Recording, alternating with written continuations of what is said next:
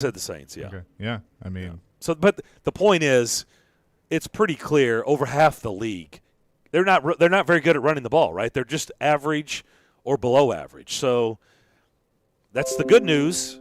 If you're weak in that department, and I would say the Titans are weak. I'm saying so far outside of Indianapolis, I'm not sure they've really faced a good running team. Seattle's not a good running team. They're okay. They're just okay. But it's effective. It's effective run defense in this day and age.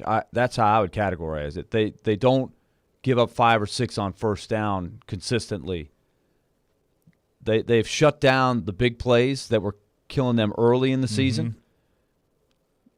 They're getting better. That's the thing. And Vrabel said they keep getting better. He said that we have gotten much better since the beginning of the season. And I was sitting there last night knowing, okay, this is obviously we're talking about this today, and they're 7-2, and there have been times after a win that we've sat here and we've gone, okay, yeah, they won, but this happened, and if they don't fix this, then like getting to the quarterback or things like that, and now I'm going, they're just finding ways to win.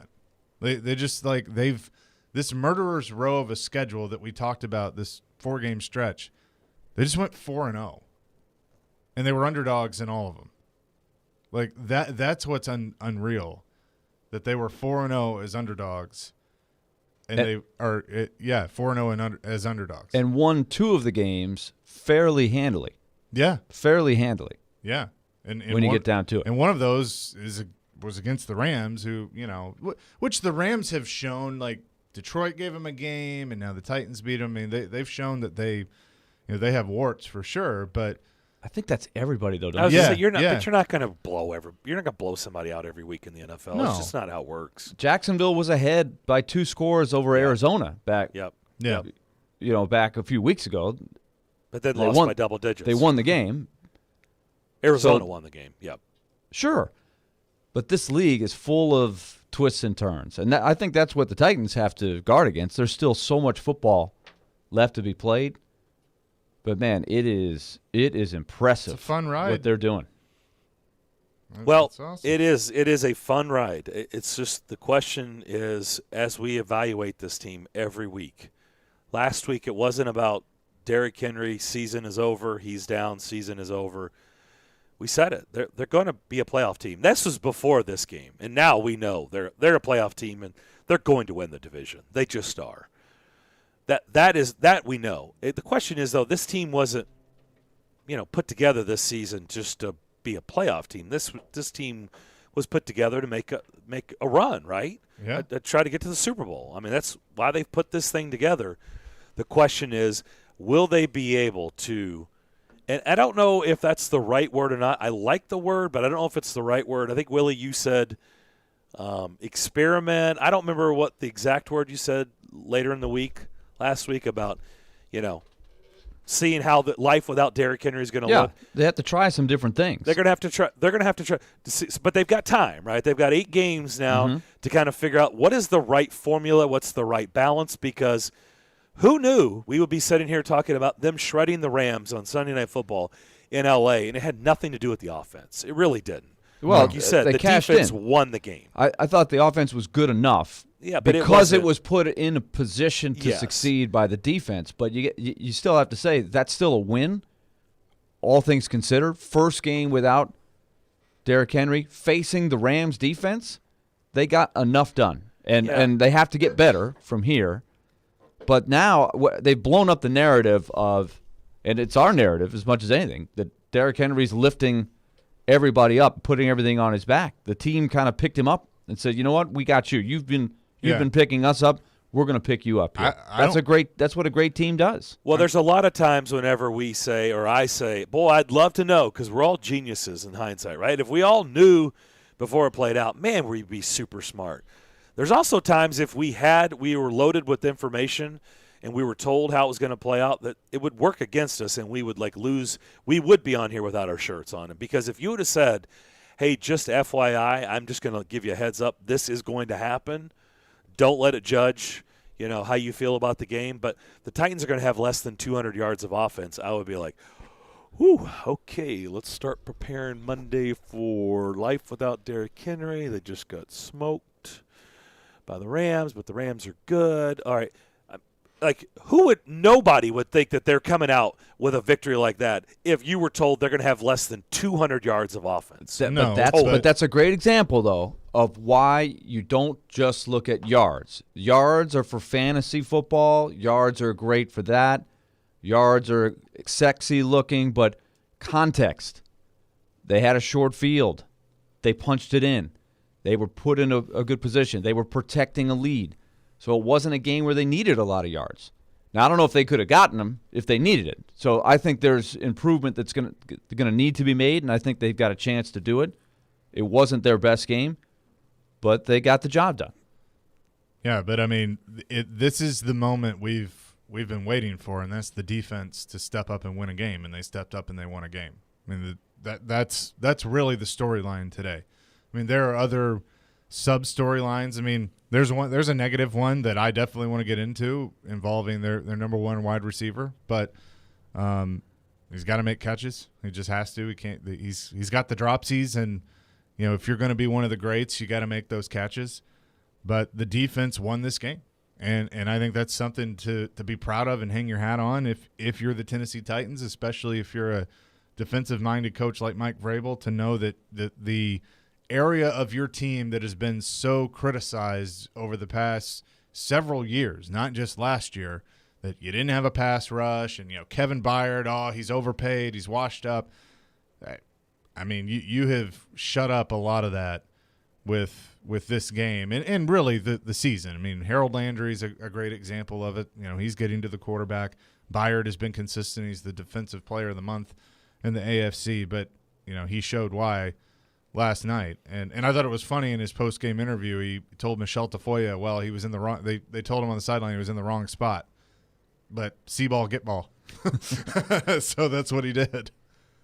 But yeah, I mean that's where you have to just I mean, there are going to be days where the offense is off, and they were, and the defense needed to pick them up, just like the offense has picked up the defense so many times.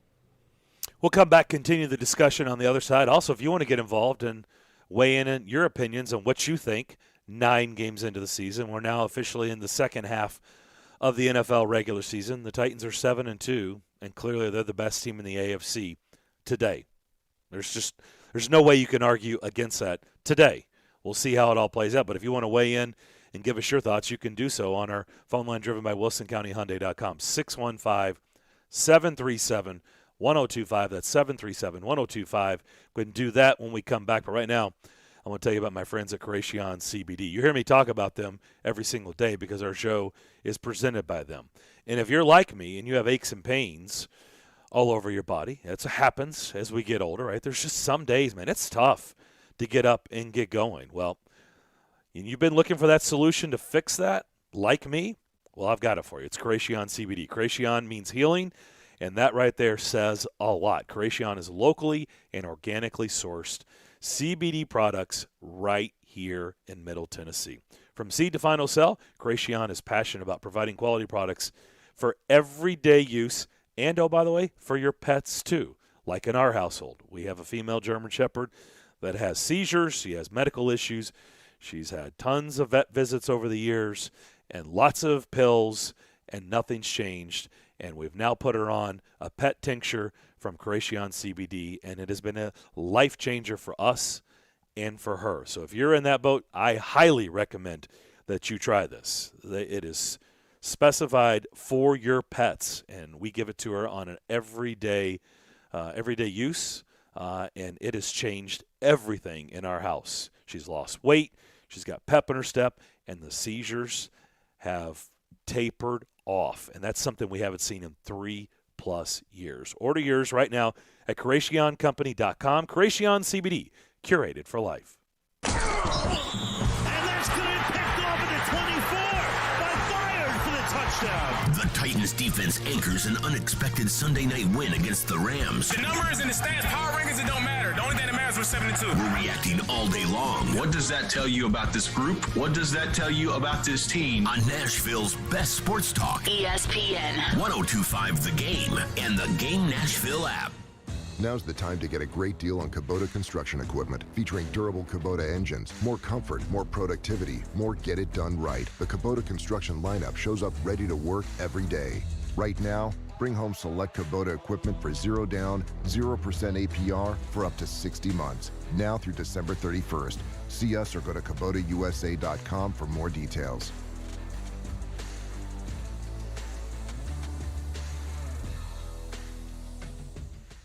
Hey, it's Jared Stillman. Guys, are you tired of feeling old? You know that feeling. You don't have any energy. You're gaining pounds. Well, guess what? My friends at Invigorate Health are the ones to help you. They don't just focus on one area of the aging body. They take care of all of it with so many different therapies that can restore your vitality and are designed with you specifically in mind. So give them a try. Invigorate Health if you want to feel young again. Out in Mount Juliet at 615-288-4777 or invigoratehealthtn.com. Your home value is way up. Why not use it to make your home even nicer with a new kitchen or bathroom? Hey, Willie here. So many of our listeners are doing this with Loan Pronto, thanks to their zero-cost cash-out refi program. Call Loan Pronto now. They're fast-tracking home refis for the year-end, and people are getting checks for 60, 70, 100 grand or more. It's fast and easy. It's your money, money you can use to add even more value to your home. Imagine 2022 with that all-new luxurious kitchen you've been dreaming about. Or start building that pool so it's going to be ready for the summer. Call Loan Pronto now. See how easy it is to use the equity in your home and walk away with the big check. They can even pay your closing costs, and you can skip your next 2 house payments. Call 615-499-5780 or go to loanpronto.com. That's 615-499-5780 or loanpronto.com. Equal housing lender. NMLS 1661781. Subject to lender approval. Not all loans apply. Hey Nashville, Vanderbilt football coach Clark Lee here, inviting you to tune in on ESPN 94.9 every Monday at 6 p.m. for the Commodore Hour, providing you with exclusive insights on Vanderbilt athletics. Hey Nashville, this is Rick Stockstill, and you're listening to Nashville's best sports talk, ESPN 102.5 The Game. This building is stunned right now, stunned. I don't think they can believe it. They have been playing perfect football for so long, but for Tennessee, I just think it's about disrespect. I think this is one of the more disrespected teams in all of football. I think Vrabel is disrespected. I think Tannehill is disrespected. Jeffrey Simmons? Based on what was happening in Miami. Jeffrey Simmons is disrespected. And I think the Tennessee Titans are disrespected, just given this is some team out there in Tennessee and everybody overlooks them. They play hard, defensive, physical football, and they look like a team that's going to be around for the long haul. There you go. Nice win last night on the big stage. Titans win 28-16 over the Rams. Really never a game. I didn't think so. I mean, I know the Rams jumped out to a 3-0 lead, but it was 21-3 after that. Freaking blink an eye. The Titans were in control, and they finished it off, winning 28-16. There were a lot of big plays that were a part of it. I didn't think the officiating was particularly good in that game. Yet again, another poor officiated game. I thought, personally, there were a lot of calls. I was like, really? Pretty interesting, though. You have to credit the Titans. The Rams are a pretty disciplined team, and they were not disciplined last night. I will say this, the Aaron Donald penalty late in the game was ridiculous.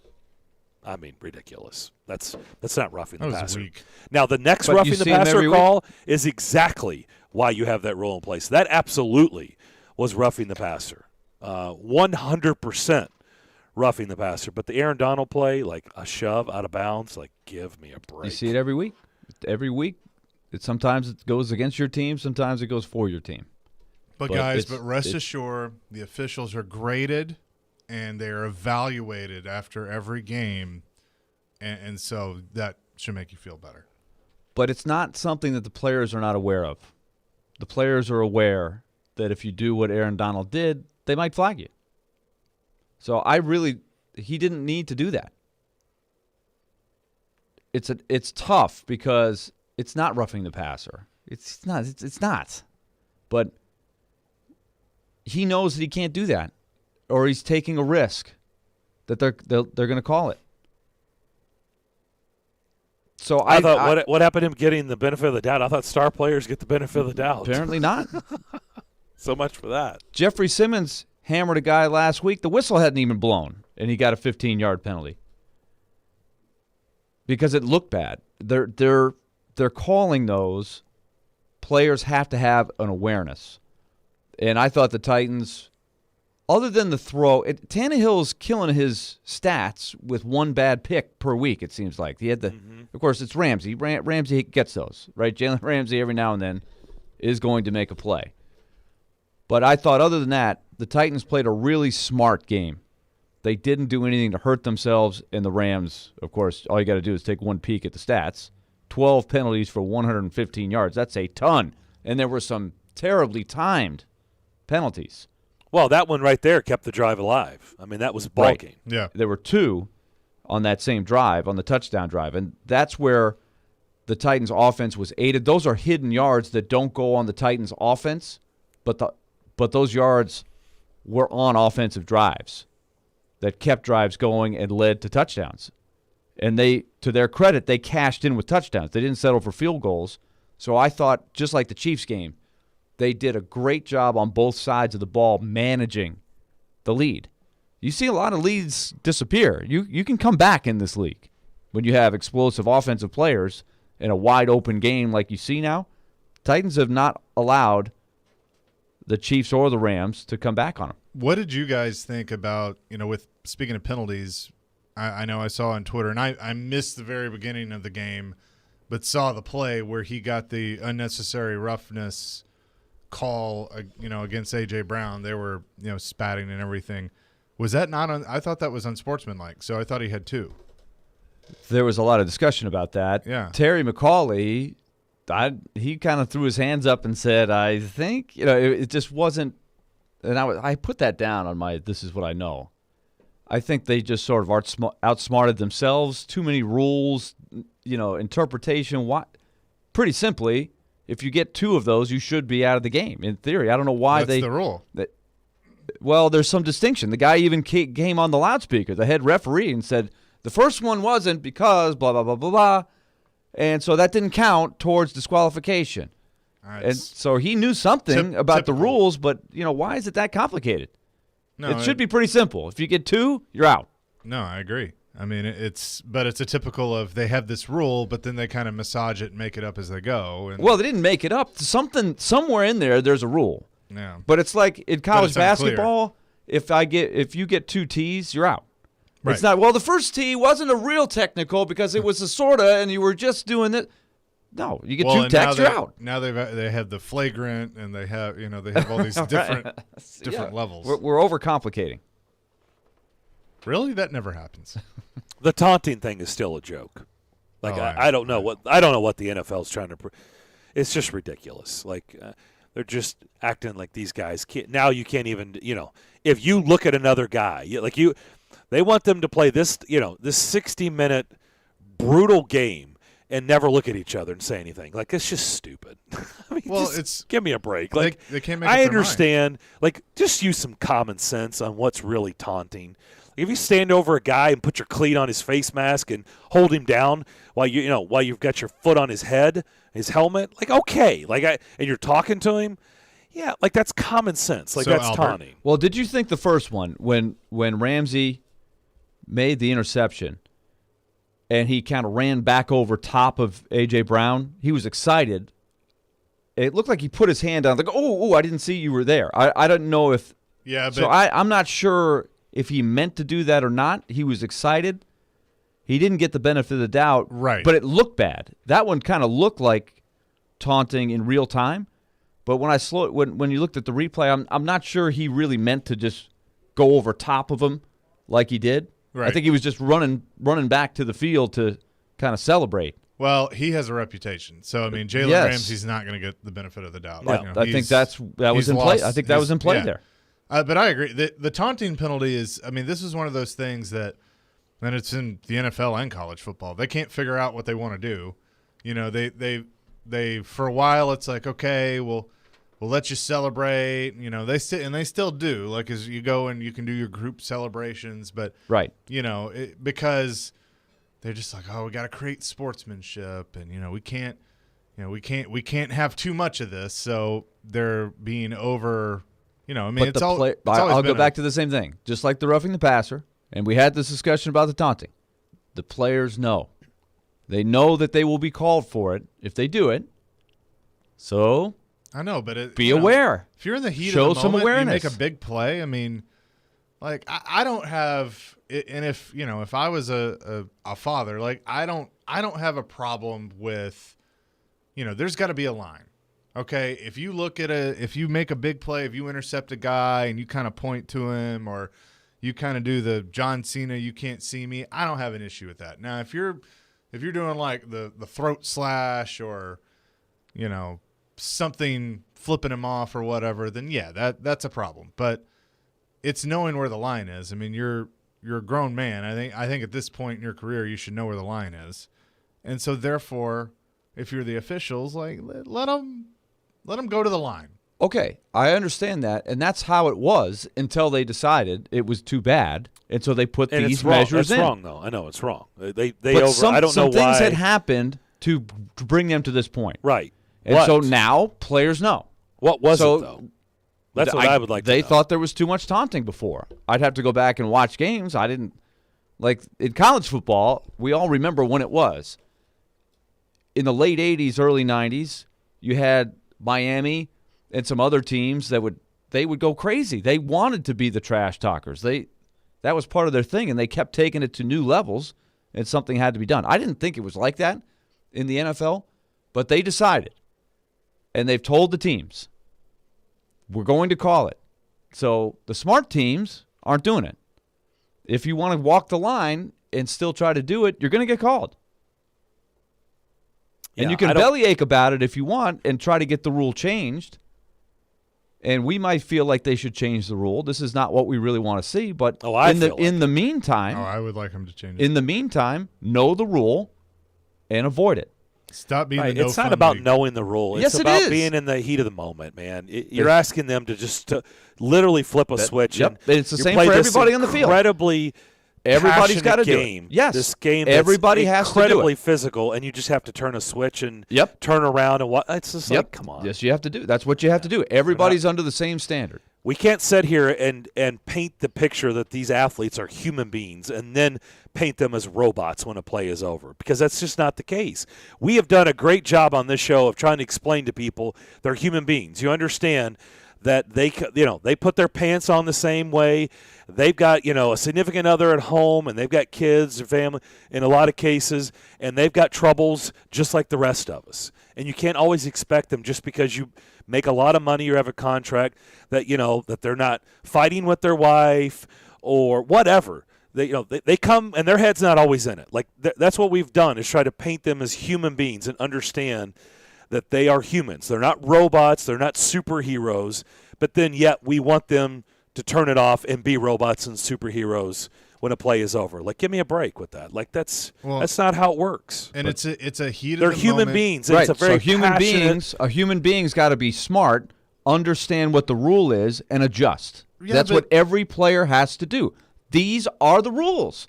You can complain about the rules all you want, but these are the rules. Next week, it's going to be the same thing. If you do it, flag. It's going to happen. So adjust or keep bellyaching and getting 15-yard penalties. Well, that's what will happen. But here's the thing: if they keep bellyaching, then there could be change to it, because that's we'll talk about it at the end of the season. That's happened before. I mean, because to Darren's point, it's a human reaction. Like, prime example, Darren, what did I do on the Gatlinburg trip this year? What happened? There was a lot that went on. You talking about on the golf course? Yeah. Did you taunt? Yes, I hit a 40. Did he taunt? He ran around the golf course with no shirt on. Right, and I didn't even think about it. I just did it. And so it was heat of the moment. And were you flagged? No, I was not. Well, he would have been if we would have had officials. So the rules that you guys were playing with did not have a penalty for that. But my point is, I think the course should have had rules for that. I think the course should have had something in place. Okay, so next year, their rules committee will sit down and say, when these guys come back, if he does that again, he's gone. It's over. So, and you will be aware of that, Chase, because you're a smart person, and you will know not to do that. If he hits a 40-foot putt again, he's going to do the same thing. Okay. But if the rule but if they tell you, Chase, if you do that again, if you sink a 40-foot putt, well, I'm not sure you will. But if you do, I'll never do that. No, you'll that's know, never and gonna you happen can't again. complain if they say you're out of here, because that's the rule. Right now, there's no rule. But you may have led to a committee meeting in Gatlinburg. Did you see that guy? He running around with no shirt on. He's running around. He's out of here. We're changing the Swirling rules. the shirt. Yeah. The He's shirt taunting. swirl. He's clearly taunting the golf course. He was taunting that hole, that the greens. I mean, he was taunting that 40-foot putt that he sank. I mean, there's no doubt that was taunting, but nothing was flagged. We let him be a human being and celebrate a great play on the golf course. I mean, it's not that hard. Like I said, I understand that there are far extremes, and they should be penalized, and they should not be acceptable in the game, It was no matter what Chase's an level it is. extreme. Yeah. Chase's Yes, was pretty extreme. that was a pretty extreme play. Like I was like, oh, wow, this this is happening. this got aggressive in a hurry. It could have been influenced by, some beverage intake. That could have had something to do with it. Possibly, but nonetheless, that was in play. But but what we're talking about, there's just times like you have to let them. These guys, man, it is an extremely difficult sport, man. Every play, you can get roasted in front of millions of people, and it's look what it takes to play at that level, game in and game out.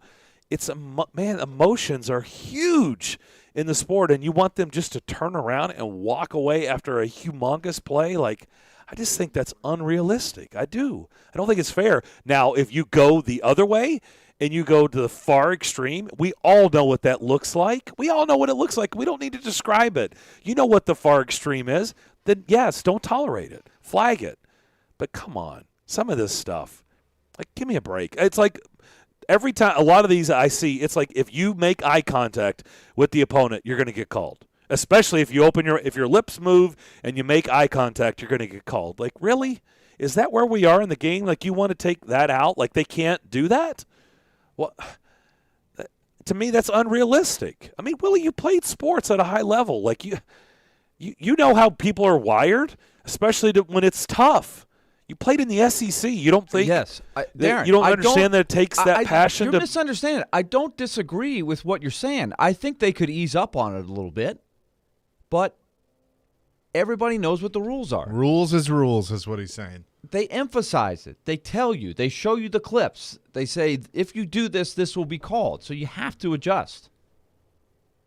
That's all I'm saying. We can talk about it after the season. I'll be with you. I'll say, okay, time to ease up a little bit on the taunting. But in the meantime, the players have to adjust. Yeah, you do that a lot, though. Hey, let's just talk about it, when it's over. No, let's talk about it now. Like, I don't want to talk about when it's over. They're not going to change it. I know, but we do a 4-hour sports talk show. We can talk about it now. We don't have to wait till the end of the season. I'm telling you, we're allowed to do it. I'm we don't have agreeing any rules. with you that they're sensitive to it, but there's a reason they did it. I'm not sure I agree with the reason they did it, but they decided before the season started. It's not like they just came up with this before the game last night. I would like to know what the reasoning weeks ago. is. It's the same thing. Yeah, I know. Nonetheless, it's a dominating win. It is the best four-game stretch I've ever seen out of the Titans organization since they've been in Nashville. I don't think you can compare it to any other season, and they've had other successful seasons. You think ever? I was going to ask you that because I would tend to agree. I mean, I understand. 08, I remember I told Robbie and Joe this morning, I went in week 2 to Cincinnati with 60-mile-per-hour winds when you couldn't even throw the football. And they beat up on the Bengals that day, and they started that season 10-0. But they didn't face 4 juggernauts like that. By the way, we're talking about these 4 games. How about the fact that, one of their losses, they had to start their season against Arizona. I don't know if you saw Arizona without Kyler Murray and DeAndre Hopkins. Colt McCoy, baby. They tore apart San Francisco. And I get it, the 49ers haven't been great this year. They went into San Francisco and mopped them without their star quarterback and their star receiver. 49ers, not good. So, by the way, that's 5 of their games. Yeah. Right there. 5 of their games are this 4-game stretch that we've already talked about. It's well documented. And Arizona. That's 5 of their 9. I mean, you tell me somebody else in the league who's gone through the gauntlet they have. And they're 4-1. They're 4-1. Yeah. When you're looking at it like that. Plus, they lost to the Jets. They lost to the Jets. That's what you're going to hear, right? The Bills now have the worst loss in the league. That's my point. Is just you go around the league, most people have that happen to them. Josh Allen had a great day. Josh Allen was crap yesterday. Which Josh Allen are you talking about? Because Josh Allen sacked Josh Allen. Well, I just made the joke. Josh Allen also picked off Josh Allen. Yes. I said Josh Allen had a great day, and Josh Allen was crap. By the way, do you know who was the worst defense in the league going into this weekend? Jacksonville? That would be Jacksonville. Buffalo scored 6 points on them. Worst defense in the league. 32. Ranked 32. And Buffalo couldn't even score a touchdown. They had 2 field goals. Yeah, by the way, speaking of the Cardinals, did you guys hear Cliff Kingsbury's little jab at Texas? That was great. He said, he was asked about Colt McCoy, and he goes, well, I'm glad that we could give all my friends down in Austin something to be happy about after yesterday. So good to see. Good to see Colt representing the Longhorns. Man, that rivalry's still intact, huh? Texas Tech and Texas. That's what they said when you coach in Lubbock. You still have some hatred for Austin. Okay, I understand that. All right, we'll come back. By the way, we'll talk with TD at 11 o'clock. Mike Vrabel is going to go later today than he's been going at noon. Typically, it's not going to be noon today. It's going to be pushed back much later than that. Obviously, they played the Sunday night football game. We knew that, so it'll actually be after our show is over today. We'll come back more on the other side and to close out hour number 1. By the way, I'll tell you the matchups of the playoffs in the league today if it was to start this weekend. We'll do that to close out the first hour. You're listening to Darren Donick and Chase, ESPN 102.5 The Game.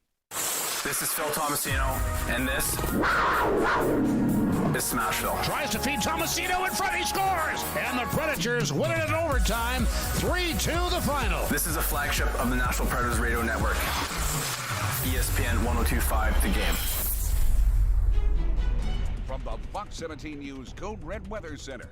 I'm Fox 17 News Code Red meteorologist Dan Guthrie. Temperatures will continue to warm their way into the 50s and 60s the rest of the morning, with high temperatures this afternoon in the lower 70s under mostly sunny skies.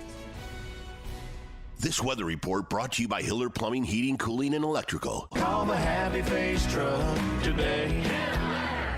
Celebrate Thanksgiving with Social Furniture and save up to 70% off all furniture. They have sofas, sectionals with chase lounge, and recliners that are all push-button electric and wall away. They have all colors to choose from for your comfort watching any hockey game. All of them are plus leather, microfiber, and Chanel's. They have same-day delivery with no down payments and no interest. Forget the big box store. Support local. Support social. Social Furniture is a proud supporter of your Nashville Predators. Got chronic joint pain? Not having success with steroids, but trying to avoid surgery? Well, thankfully, there's a better way. And now it's available here from the medical professionals at QC Kinetics. Hey, Willie Donick here. I'm talking about new therapies. Advanced, all-natural, regenerative treatments that can not only just give you relief, but can also restore and repair damaged tissue, so you can have lasting relief. If you've got joint pain due to arthritis, knee pain, hip pain, shoulder pain, don't just think the old ways of dealing with pain are the only ways. You need to learn more about these new biologic therapy solutions. Call now for a free consultation. QC Kinetics, 615-249-4024. These remarkable new treatments increase mobility, decrease pain, and help restore tissue. They actually encourage your body to heal itself. Call now and learn more about these restorative, regenerative, and revolutionary alternatives. Don't wait. Call today. QC Kinetics, 615-249-4024. That's 615-249-4024.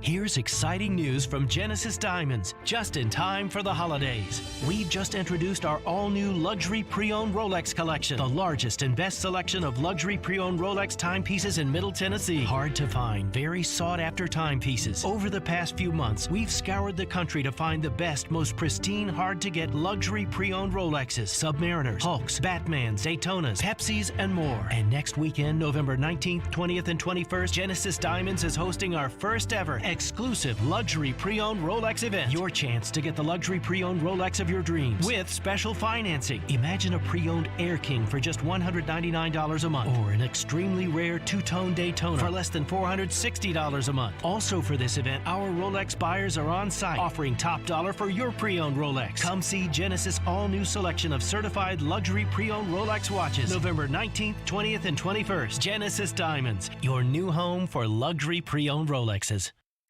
Jared Stillman. It's kind of a big deal around here. Kind of a big deal in these parts. And company. It's not just the trust, it's the way he gets open, and it's the routes that he runs. Tune in Stillman and Company for your drive home. Delivered by TriStar Moving. Weekday afternoons from 2 to 6 on Nashville's best sports talk. ESPN 102.5 The Game and the Game Nashville app. Interact with Darren, Donick, and Chase. Call or text the show at 615-737-1025. Driven by WilsonCountyHyundai.com. Don't forget, you can watch us streaming live on Twitch, Twitter, and YouTube every day. Our video streaming is brought to you by the law offices of Amanda Gentry. Also, you can go to GameNashville.com/deals to check out Nashville's best deals. The deal this week is a $30 gift card for only $15 to Beanbag Coffee and Tea Shop, your favorite community coffee and tea shop, offering a variety of coffee flavors and shine-worthy teas. Beanbag is a great place to have a meeting while sipping on a cup of hot or cold coffee or tea. Enjoy a delicious breakfast sandwich, cheddar broccoli soup, turkey sandwiches, and more. Get your deal right now at thegamenashville.com/deals. Back here on the DDC, Titans get it done, move to 7-2 on the season. They go through a gauntlet on their schedule where they beat the Bills, they ripped apart the Chiefs. By the way, the Chiefs aren't fixed at all. They go to Indy and beat the Colts, and then they just stay out on the road and go to L.A. in their new home and beat the Rams 28-16. Life without Jordan Rodgers, looks like it's going to be interesting when that happens. Aaron Rodgers. Jordan's on the SEC Network. Yeah. Doing a good job. I enjoy talking to Jordan Rodgers, but Aaron is his brother, and life without him is going to be rough, I think, for Packers fans, because Jordan, there wasn't a whole lot to love yesterday. Of course, that Chiefs team, there isn't a whole lot to love there either. They're just not fixed. They aren't. They've got issues. Maybe they can fix it. I don't know, but they continue not to impress. Okay, if the season were to end tonight after the Monday Night Football game, and, well, actually, it would be today. We're not including the Monday night game. If it were over right now and next weekend was wild card weekend, do you know who the number one seeds would be in each conference? Who would have the bye? Well, I know that the Titans had the bye. Have the bye, right? Titans are the number one in the and the Cardinals. Yep. Titans and Cardinals would be your number one seeds in each conference. The matchups would be as follows. The Patriots would be in Baltimore to take on the Ravens. The Steelers would be in Los Angeles to take on the Chargers. Las Vegas would be in Buffalo to take on the Bills. That would be your AFC wild card weekend. So your division seeds are Titans, Ravens, Chargers, Bills. Yep. Gotcha. Yep. Hence the home games. No, in the NFC, Falcons. Yes, I said the Falcons would be in Green Bay to take on the Packers. Weird. The Atlanta Falcons. Yeah. Arthur Smith's doing a nice job. They're starting to get it together. Yep. The Saints are in Tampa to take on the Bucks, who they've beaten 6 times in a row. That would be an interesting matchup. And the Rams would be on the road in Dallas to take on the Cowboys. Can you imagine that as a wild card matchup? I would. The Rams and Cowboys? Prefer that not take place. Wow. Hello. Yeah, that'd be something. That would be. Well, they played in the. I think it may have been the divisional round a few years ago. But they've played recently in the playoffs. Yeah, but you know what's crazy to me with what you just said?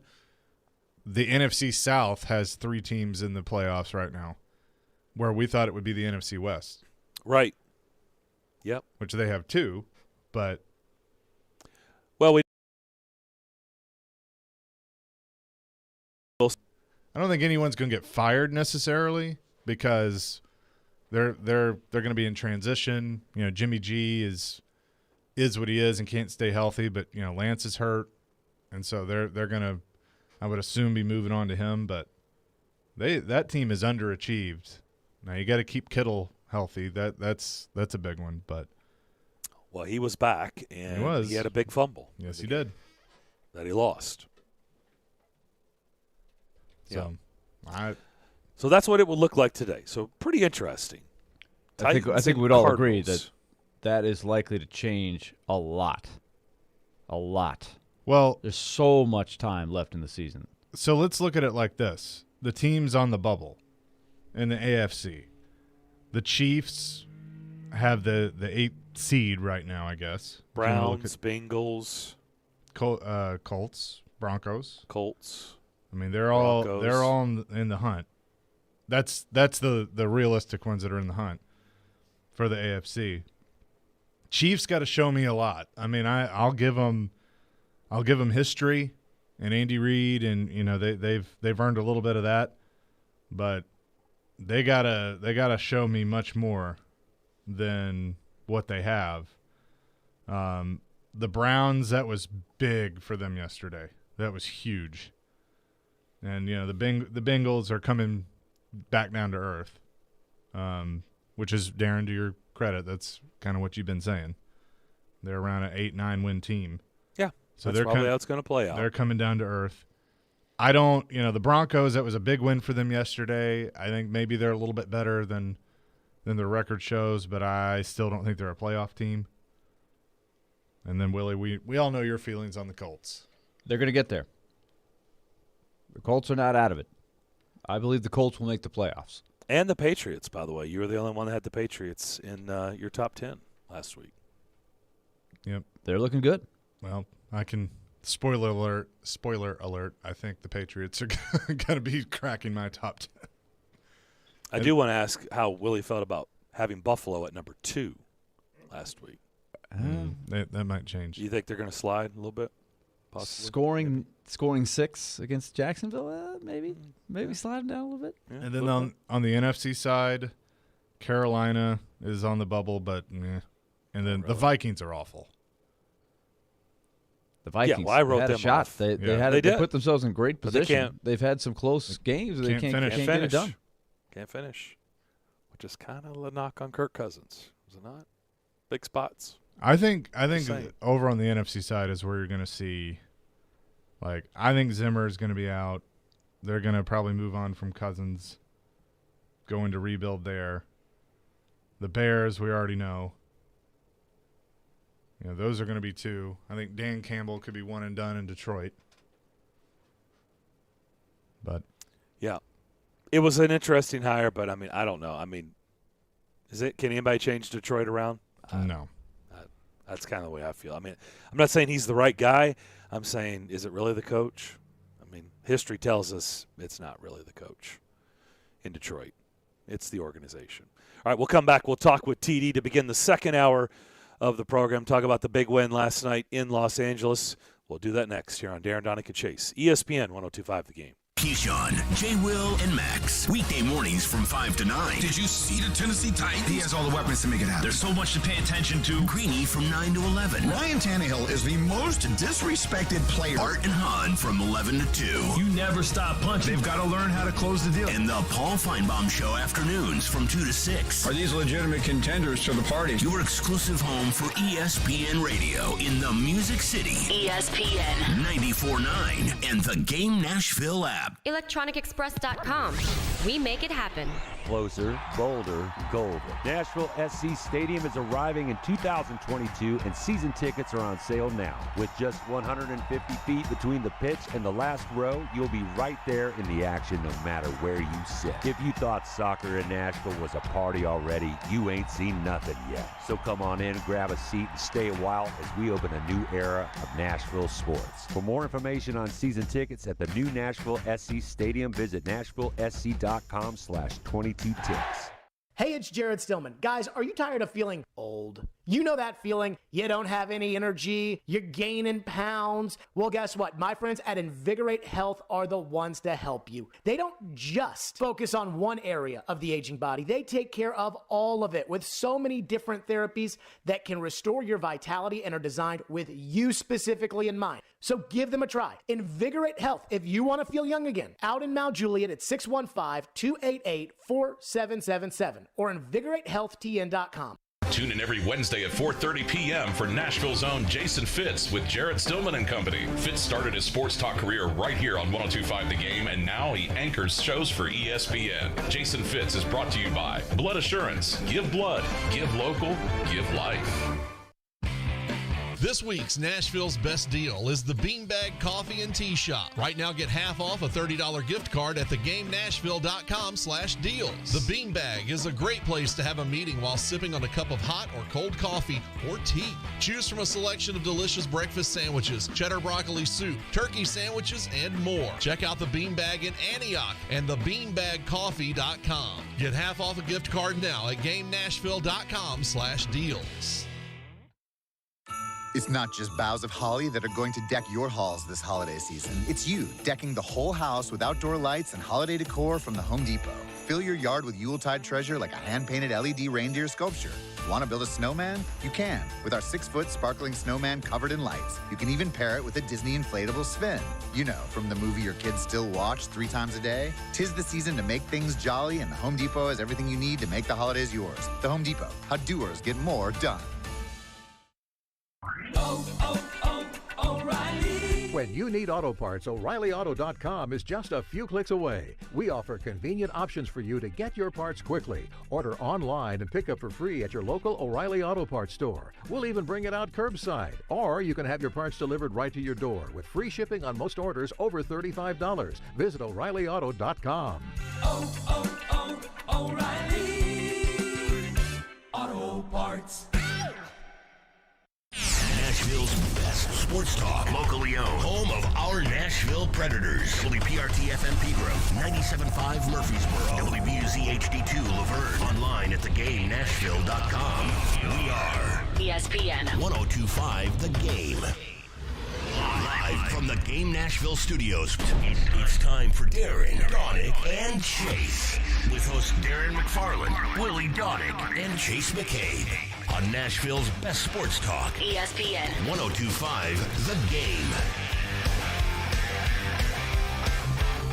Second hour, Darren Donick and Chase here on this Monday morning. Hope everybody had a great weekend and a good start to your week. Wow, what a gorgeous day outside. Darren McFarland, Willie Donick, Chase McCabe with you. Elijah Campbell manning things at our Game studios. We talk with TD every Monday at this time. Tehran is presented by FreedomTireGuys.com and Craneworks and RentalWorks. Craneworks and RentalWorks, your source for crane and equipment rental.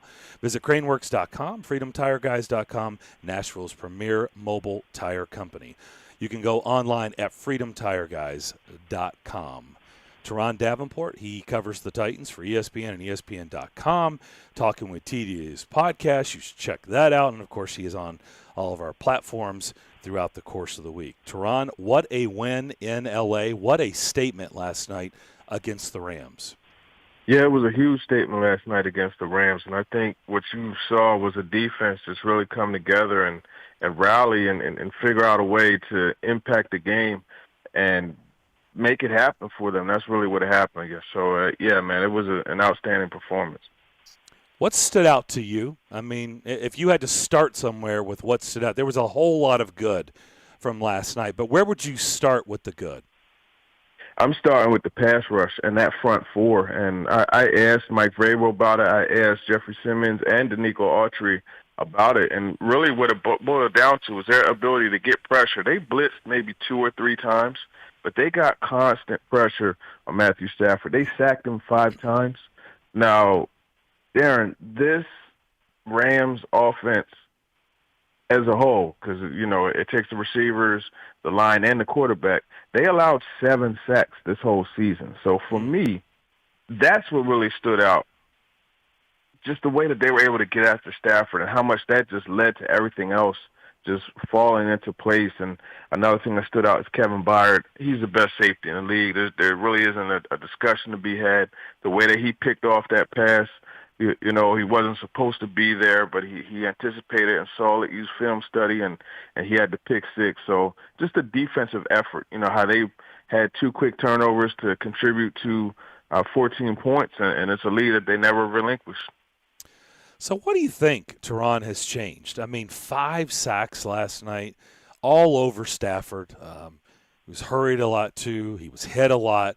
And that's something that we talked about all last season, something that they could not do. They could not get to the quarterback. And, yes, they've added Danico Autry, who's made a huge difference. But, I mean, it's not like there was this huge turnover, like they just scrapped last year's, you know, that side of the ball and brought in all new players. So in your opinion, like what would you identify as the biggest change? Why is it working this year so well? Everybody has elevated their game. That's really the bottom line. And you mentioned Danico Autry, and you can't just kind of throw that aside. That's been a huge part of what they're able to do up front. And I don't know if you saw Jeffrey Simmons' press conference last night, but at the end he was asked about Autry, and he spoke about how much he's learned and how much he's become a better player just being able to be around Autry. And these guys, you know, they got game balls, you know, and they came to the press conference with that. But then there's also Harold Landry and how well he's closing. I mean, that guy is really elevating his game. So it's just all about that front. And, you know, when you just get into a groove, and that's really what it is, those guys, they're all in a groove, and you're seeing it. How about in the secondary? You brought up Byard. We know, you know, how well he's played this season and really throughout his career. But I think last year, we were going, what's wrong with Kevin Byard? Well, he's back to the Kevin Byard that we've been used to talking about over the years. But, you know, how about a guy like Chris Jackson last night? Yeah. How about his play? Yeah, and when you mentioned the secondary and how I brought up Byard, I knew you wanted to go someplace else, and Chris Jackson's name is the one that popped into my mind. He played 100% of the snaps, you know, at right corner. I think he played really well. And, I mean, there was one time where he had a tackle right there at the line of scrimmage in the open field, a physical tackle. He was feisty. He was getting his hands on the football, knocking it away. I think he played really good football, and it wasn't like he was going against slouches. I mean, Van Jefferson's a solid young receiver, but Robert Woods is a very good route runner. Then you have Cooper Kupp, who's right now statistically the best receiver in the league. So he held his own. I think he was targeted 13 times or so. He gave up 4 receptions. So right there, that tells you that guy was doing what he needed to do. And it was actually 18 times he was targeted, if I remember correctly. So, yeah, outstanding day for him as well. How about how physical? That's another thing that stood out to me. Not that this is something new, because we've talked a lot about their goal line stances, but just really how physical this team is playing on defense. I mean, that play by Amani Hooker, that tackle to, not to convert the first down. I mean, they are just coming up and they are popping these guys, and it's a fun brand of football again to watch, because I feel like a lot of us think that the game has changed because of the rules, but man, this team is a really, really physical team. Yeah, they're a throwback team, and that's one of the things Adrian Peterson said he really liked about coming to the Titans, is just the fact that it's such a good fit for a running back like himself. But to focus on the defense is funny, and I get this type of message every once in a while from a fellow ESPN NFL Nation reporter, and Lindsey Theory, she messaged me and she said, "Are the Titans always this physical? Like, I've never seen the Rams get beat up like this." So that lets you know right there what was going on, and it was just, I mean, from Amani Hooker to David Long to, Jayon Brown coming up and make a physical tackle early in the game. Like, all of these guys, like, they make it their business to bring that physicality. And it is really, I mean, bottom line, they whooped the Rams behind last night. That's really what you saw. They gave out a butt whooping. Yeah, they really did. Life without Derrick Henry. First look at that moving forward. Yeah. Overall, what did you think of the offense?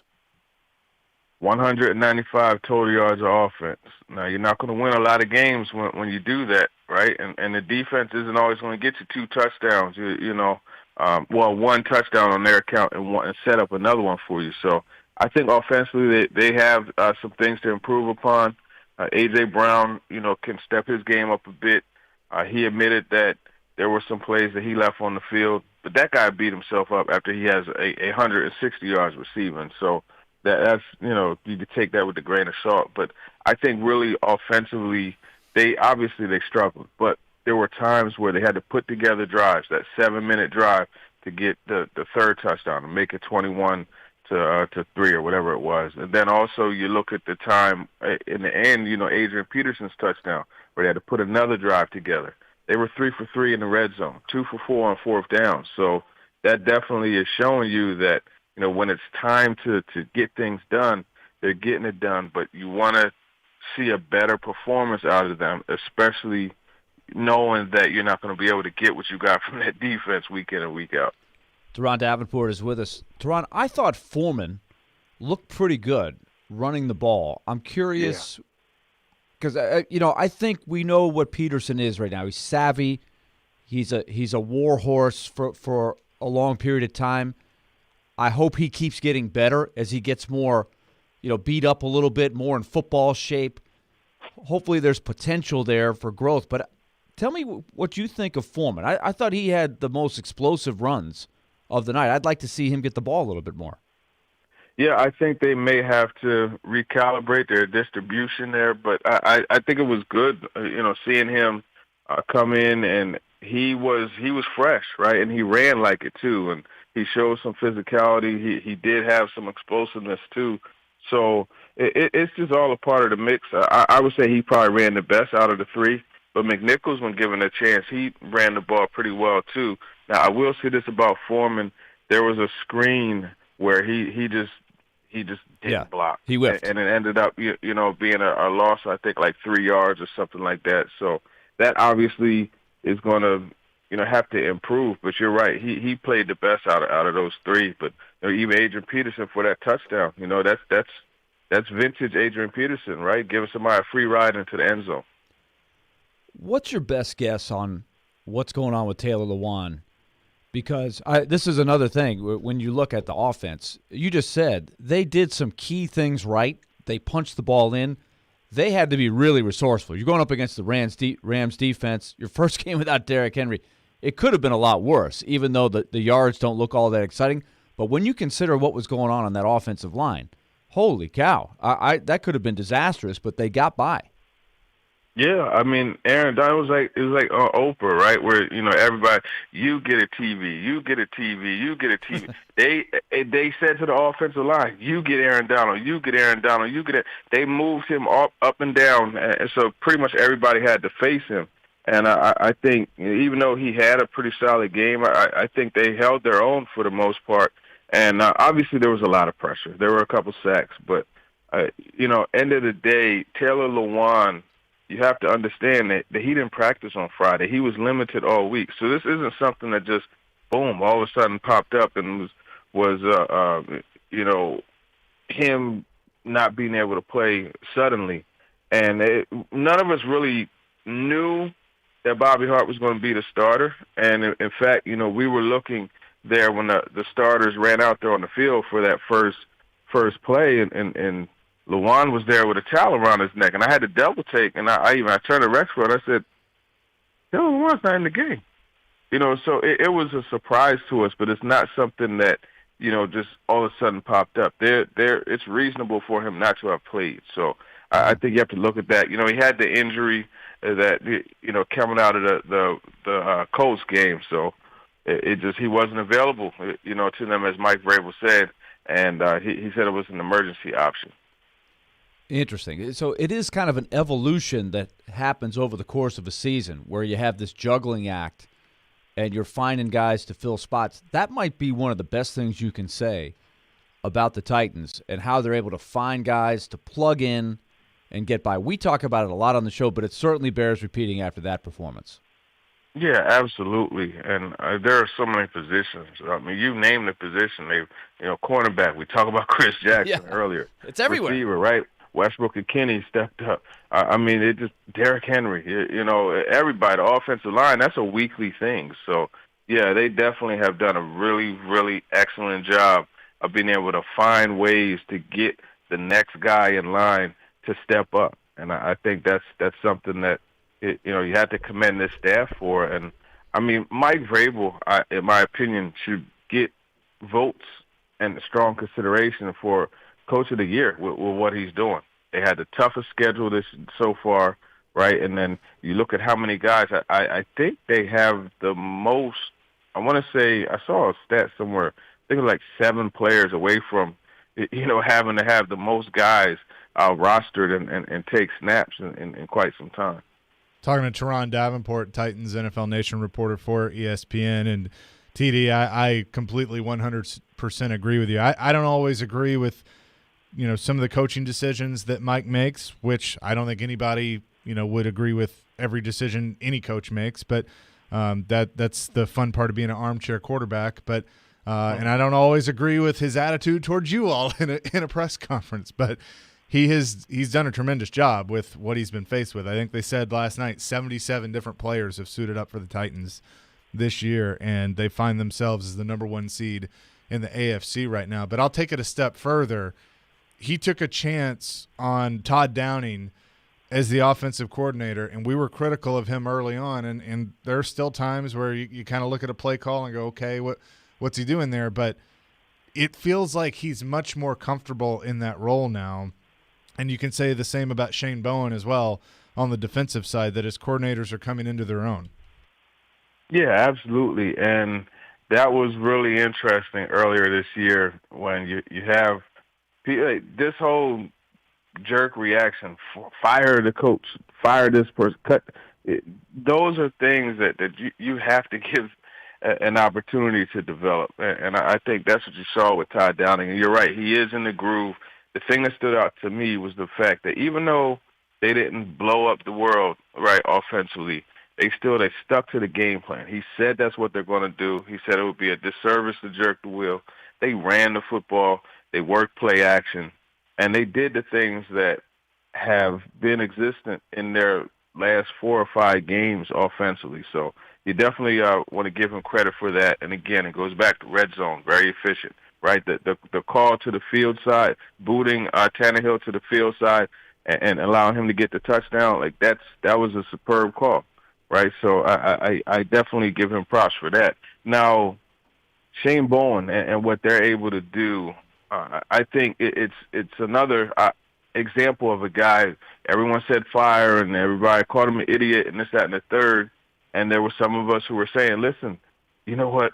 It's not always the coach that has to be fired. Sometimes the players aren't executing. And sometimes you can only do so many things with the players because of their limitations ability-wise. And I think that's something that really was a big part of what happened last year. Now you're seeing guys elevate their game and play better. And I'm not going to sit here and say, hey, it's all on Coach Shane Bowen. It's not. It's a combination of the two. And you're even seeing them start to challenge guys at the line of scrimmage.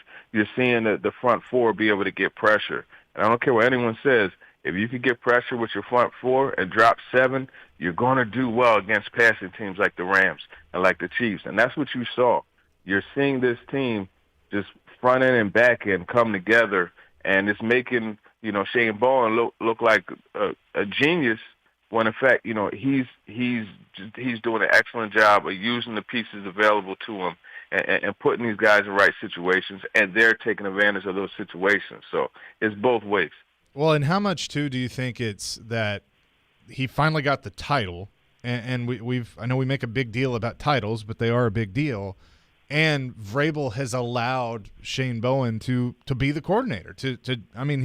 Vrabel's the head coach. He's going to be involved in things. I get that. He's going to go to meetings. But I feel like he's letting Shane run the defense the way he wants to run the defense, and that's showing. Well, I think that's the key. And if you watch a full practice, you will see Shane Bowen now, just like Vrabel, throughout the whole team, going from group to group. We got to see Shane Bowen in training camp working with the outside linebackers, going to the inside backers, going to the corners, going to the defensive line. And what you're seeing is him be able to sprinkle a little bit of what it is that he wants and sees with this defense. And now, he's there to actually, go over technique and go over concept and understanding of what he wants to do, as opposed to last year when he was working with just the outside linebackers, right? So now you're seeing him all over the place. And that's one of the early things that I asked him about, with getting the defensive coordinator title. He said that was something that really will allow him to, better settle into calling the plays and working through the defense, and you're seeing it. Okay, we've done a lot of positive. I have to go with one negative on absolutely. this. I am concerned. A.J. Brown's a clutch player, and he's made big plays, but with some of the drops that he makes, is it in his head? Is it technique? What do you see when he makes some of those drops? Well, the one where he had the outbreaking route on the third down, the opportunity to get that, his hand positioning was incorrect. You generally want to have your hands turned the other way so that way when it hits your hands, it just rolls right into your chest and you could corral the football. Whereas the way he had it, his hands were, the opposite way, and it hit his hands and just kind of like bounced down to the ground. I think, for him, it's a gift and a curse, right? And when I say this, I'm talking about his ability to make plays with the football when he gets in his hands. When you have a guy like that that's so good at that, you're going to have sometimes those drops because, he's pressing. He wants to get the football and make something happen with it because that's what he does the best. I'm not excusing it. I'm just explaining what I see to be behind it, but that's something he has to put aside because, he'll have streaks where, he's not as confident catching the football or effective catching the football. Let's put it that way. But then he'll have other streaks where just everything that comes his way, he snaps out of the air. So consistency is key, and I'm sure that he will tell you that he wants to be a more consistent player and catch the ball more consistently, and I think that's what it is. Safe to say right now the front runners for Coach of the Year in the NFL are Cliff Kingsbury and Mike Vrabel? I think you can say that. I really do. And it's funny that you mentioned Cliff Kingsbury, because he's got so much criticism for that quote-unquote college offense that's playing in the NFL. But you saw what they did, a divisional game without Kyler Murray, a guy who was an MVP candidate. They went to San Francisco and whooped their tail. Yep, and without DeAndre Hopkins. Yeah. How about that? Yeah. Just think about everything that's been said about Kingsbury. And really, Colt McCoy, baby. Nobody really talks about. I mean, I'm not saying that Mike Vrabel is. I don't really know what the lay of the land nationally, the narrative is. I don't think he's ever been viewed as up there at the top, and I think so. He's never really had any of that discussion. Kingsbury, it's just the opposite. It's like most of the discussion is Arizona's really, really good, but nobody really believes in the coach. And here we sit now in the second half of the regular season, and those right now are your front runners for NFL Coach of the Year. And pretty amazing. One thing that you have to mention is what Vance Joseph is doing with that defense. Yep. You have to mention that because he's done an outstanding job as a DC there. And also him being a former head coach, that obviously is going to be kind of a guiding, a nice soundboard for Kingsbury, who is not anymore, but who was relatively brand new to head coaching at the NFL level. Hey, to put this in perspective, what you guys are talking about, before the season on BetMGM, Mike Vrabel was 25-1 to win Coach of the Year. Oh, I thought it would be more than that. Really? Yeah. He's now tied with McVay at 9-1. And then Kingsbury's 4-1, Brandon Staley 7-1. So Kingsbury's the favorite. Vrabel's tied for second? Tied for third with McVay. Oh, tied for third. Oh, yeah, okay. Staley is 7-1. Huh. Interesting. Okay. Yep. That is interesting. I can't believe it started off at the Chargers. The Chargers ended last year on a hot streak. So, I mean, it's not like he inherited nothing. I mean, that team is pretty well stacked. But yep, no doubt.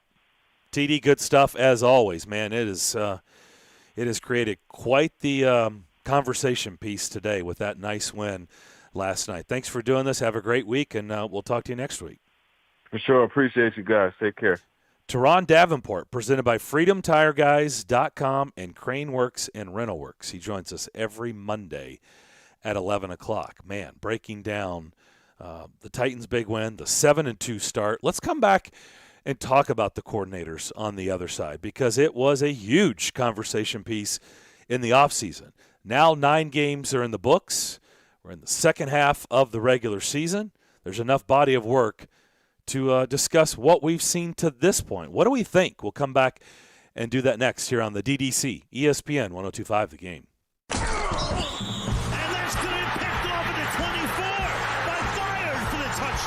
The Titans defense anchors an unexpected Sunday night win against the Rams. The numbers and the stats, power rankings, it don't matter. The only thing that matters was 7-2. We're reacting all day long. What does that tell you about this group? What does that tell you about this team? On Nashville's best sports talk, ESPN 102.5 The Game and the Game Nashville app. Calling all sweet tooths, head to Nashville Toffee Company, a place where rich, chocolatey daydreams are created from a secret family recipe generations in the making. Their toffees and candies are handcrafted in Nashville using all-natural, kosher-certified ingredients. Sweet creamery butter, pure cane sugar, premium roasted nuts, deep rich chocolate, and sea salt. Visit NashvilleToffeeCompany.com or drop by their headquarters on Air Lane Drive for a positively hassle-free shopping experience. Whether you're buying for 1 or 100, Nashville Toffee Company is here to make your holiday gift-giving easy.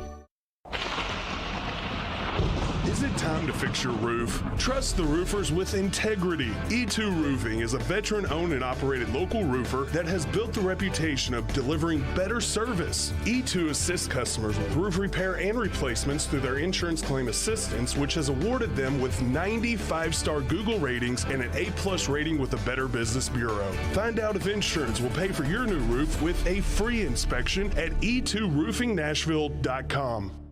Whether you're driving for distance, pitching for precision, or putting to win it all, come to Edwin Watts Golf Shop to get custom fit for all your clubs throughout your bag. Hit a few balls and let our team show you the latest swing technology and data that will help optimize your game. Having each club tailored to become your gamers will help you start shooting lower scores. Let Edwin Watts Golf Shops help you make every shot the perfect one. Come in and get custom fit today. Edwin Watts Golf Shops, home of the 90-day satisfaction guarantee.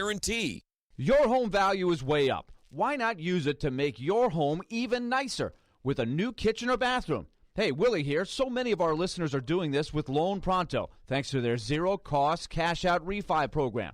Call Loan Pronto now. They're fast-tracking home refis for the year-end, and people are getting checks for 60, 70, 100 grand or more. It's fast and easy. It's your money, money you can use to add even more value to your home.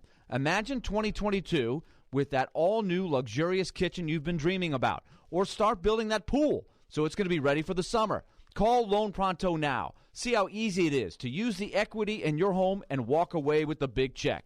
They can even pay your closing costs, and you can skip your next 2 house payments. Call 615-499-5780 or go to loanpronto.com. That's 615-499-5780 or loanpronto.com. Equal housing lender. NMLS 1661781. Subject to lender approval. Not all loans apply.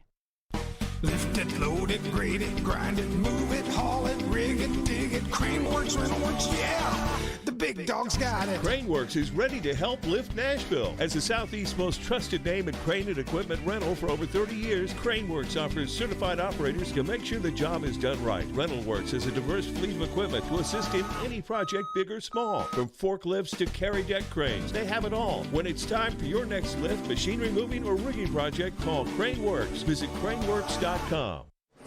Here they come, turn 4. Hey, it's Chase McCabe. Every Saturday morning at 9, we hit the big topics. The Ally 400, Kyle Busch, frustrated, Big Machine Music City Grand Prix, and talk to the big names. I'll go ahead and blame you. Oh, I think it's big. Could go a lot of different directions right now. I was so impressed. How cool that's going to be. It's Chasing Checkers, Saturday morning at 9 on ESPN 102.5 The Game and wherever you get your podcast. What's up, Nashville? This is Stephen A. Smith. You're listening to Nashville's best sports talk, ESPN 102.5 The Game. Well, I think that's the key, and if you watch a full practice, you will see Shane Bowen now, just like Vrabel, throughout the whole team, going from group to group. We got to see Shane Bowen in training camp working with the outside linebackers, going to the inside backers, going to the corners, going to the defensive line. And what you're seeing is him be able to sprinkle a little bit of what it is that he wants and sees with this defense. And now, he's there to actually go over technique and go over concept and understanding of what he wants to do, as opposed to last year when he was working with just the outside linebackers, right? So now you're seeing him all over the place. And that's one of the early things that I asked him about, with getting the defensive coordinator title. He said that was something that really will allow him to, better settle into calling the plays and working through the defense, and you're seeing it. Teron Davenport. Good stuff from him. And we're going to talk about that a little bit more. Don't forget, This Is What I Know coming up in about 15 minutes. You have a chance to win a pair of tickets to see the Wallflowers at Brooklyn Bowl. That'll be on Saturday, November 20th. So, Chase, why don't you get it started as I cough? Yeah. And we'll discuss. Yeah, so, listen, I'm going to be the first to admit on both of these guys, on Todd Downing and on Shane Bowen, that, early returns did not look good, especially with Todd Downing. I was like, I don't know what they were doing here, the play calling, and there are times where, there are some calls and that I go, oh, what are you doing? And some of it's, if you really break it down, is execution, and some of it is just the play call itself. But with both of them, now that they are settled in, and I think Shane Bowen is the one that you see the biggest difference. And I think it goes back to what I brought up with Teron, and we've talked about it many times on the show. I think Vrabel's staying out of his way. I think Vrabel's being the head coach, and he is the head coach, and that's within his right. But he put the title on Shane Bowen finally. He dismissed how important the title was. Now I think you're seeing it. The players that we have talked to, that I've asked about that, they have brought up saying, hey, we know where the voice is. We know where the buck stops. It's coming from Shane. He's the guy. And so it's very defined of who's in charge of the defense. And I think you're seeing that make a difference. Now, I don't disagree with Teron that the personnel has certainly helped. Danico Autry coming in here has been a big addition. Then you have Jeffrey Simmons playing better, Harold Landry playing better, Bud Dupree starting to come on. So I don't dispute that whatsoever. But I think it just shows you how important it is to define the role, and you're seeing that with Shane Bowen, and the defense is improved. I think in the offseason, I said, I don't have a clue if Shane Bowen is the right guy or not. In this case, Mike Vrabel knows him better than us. He's around him. It's his guy, and Mike Vrabel has chosen Shane Bowen to run this defense. So you have to let it play out and see if he's made the right decision or not. He has chosen to stay in-house. Arthur Smith leaves, become the head coach of the Falcons. Enter Downing. And it's like, okay, he's done it for 1 year in the league previously with the Raiders. Once again, don't know a whole lot about him other than we've talked to people. I remember Jason Fitz coming on the show, and it was not flattering. And others that we talked to, and it really wasn't, like, hey, this is a really good move here. I mean, you're going to be surprised how good Todd Downing's going to be. But once again, I think I said, don't know. Mike Vrabel knows them better than us. So let's see how it plays out. I don't know if it's the right decision or not until it plays out, because it'll be pretty clear, I think. But I also remember saying this defense has nowhere to go but up. So the question is, are they going to be better? Yes. I said that before the season. This defense is going to be better. Like, it couldn't have been worse. The question is, how much better? Well, I don't think any of us thought it was going to be this much better, right? This is a pretty far extreme from last season to where it is right now. Do I think this is perfect? No, it's not perfect. But clearly right now on defense, it's just got a completely different look to it. Obviously, the outcome is a lot better. I don't know what's going on behind the scenes because, I'm not behind the scenes. The three of us are not behind the scenes. We don't know what goes on behind closed doors. We don't know what it looked like last year. Why didn't it work last year? You did hear kind of things about communication. You don't hear that this year, right? I think that's a big part of it. Right? That's probably like a big part of this. Like, it seems like whatever they were doing, however that dynamic of Mike Vrabel, Shane Bowen, however all that was working, it didn't seem like it was working for the players. And maybe it's now the traditional what you think, how it works with a head coach and then his coordinators. Maybe that dynamic is working like you think it will work, right? The defensive coordinator handles his players, the offensive coordinator handles his players, and the head coach is the CEO. Now, do I think Mike Vrabel just sits back and lets it? No, we all know he's hands-on.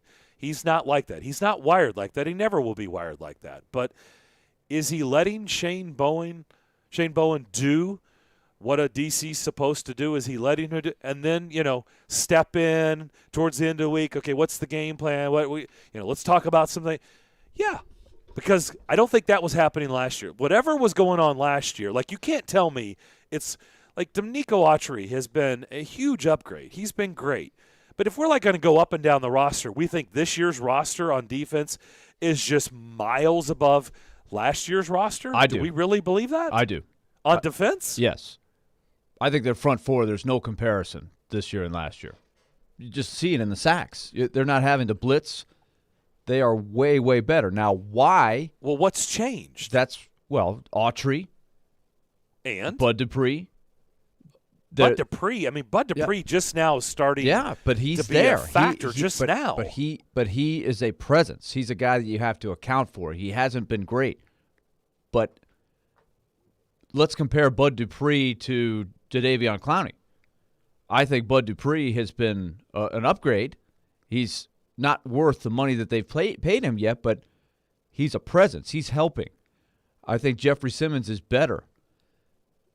So, dare I say, this is turned into a pretty decent defense. It's not just an average defense. It's better than average right now. That's above average. That's the best defensive performance that they've had since Shane Bowen has been in the picture. But I think there was a lot of criticism, we know, about the Shane Bowen. There was a lot of doubt, right? And there was a lot centered in on, hey, why don't they give him the title? Why don't they not give him the title? All of these things. But I think it came down to there was doubt about the youth and experience of Shane Bowen. Mike Vrabel had faith in this guy. And that was my point all along, was Mike Vrabel is a good football coach. He sees something in this guy. I think there's some maturity that's happened with Shane Bowen. I think definitely they've given him some more to work with. And just like we started the show, when you can rush the passer, everything falls into place. The defensive coordinator becomes a lot better when you can rush the passer. But I do think this guy has gotten a lot of heat. He deserves some praise, I think, for how he's hung in there and improved I think these guys. I think he's gotten a lot of heat, and I think Vrabel has gotten a lot of heat. And it's justified because I think you use the word maturity with Shane Bowen.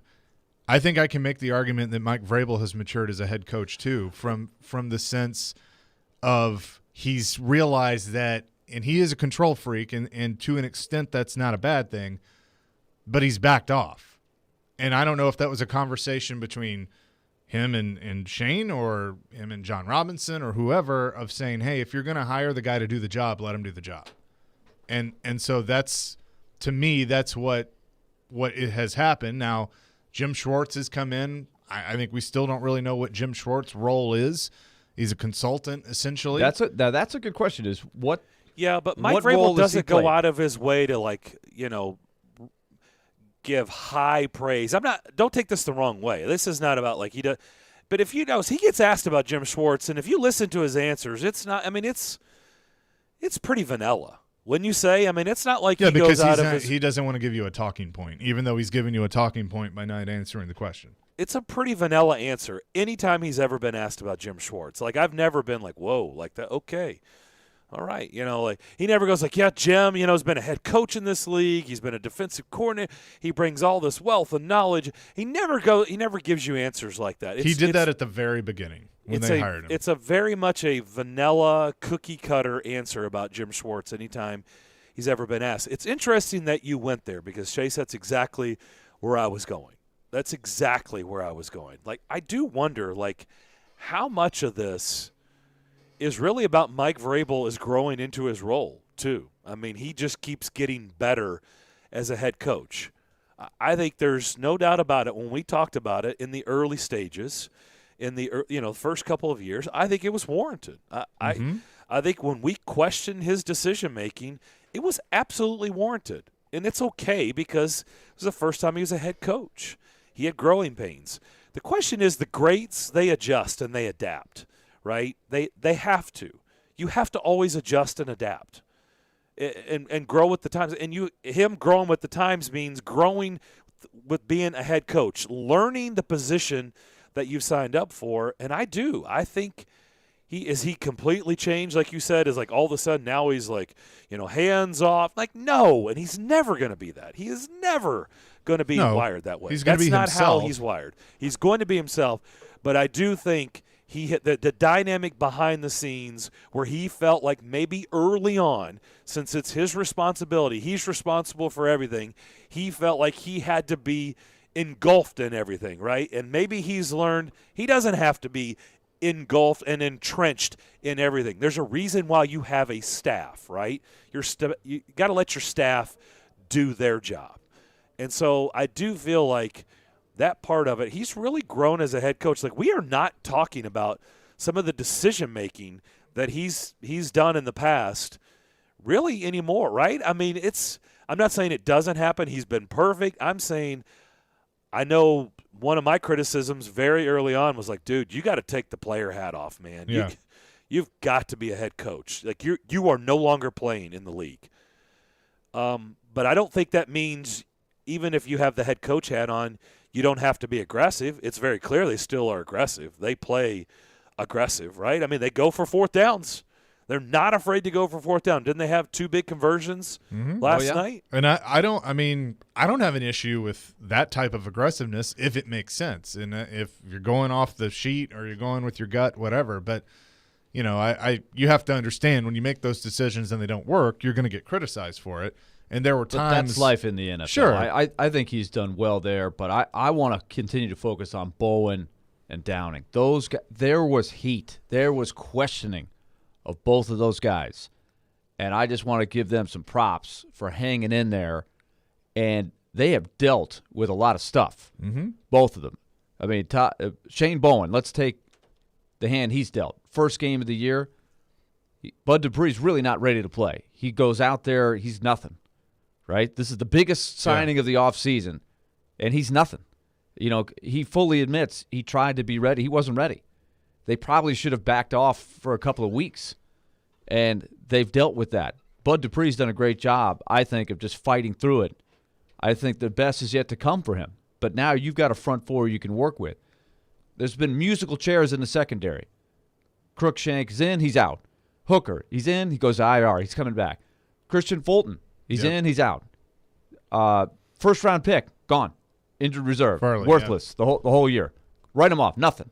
And yet, Molden's been hot and cold. Rashaan Evans, injured. Jaylen Brown, in, out. But they have figured it out.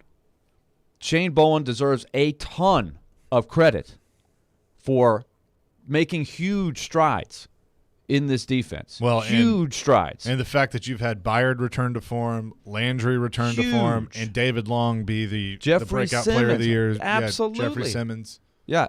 And like Teron said, sometimes you got to just say the players have to do the job. It's on them too. So, but I just think that Bowen, he took a lot of heat, tons of heat. They were bad on defense last year.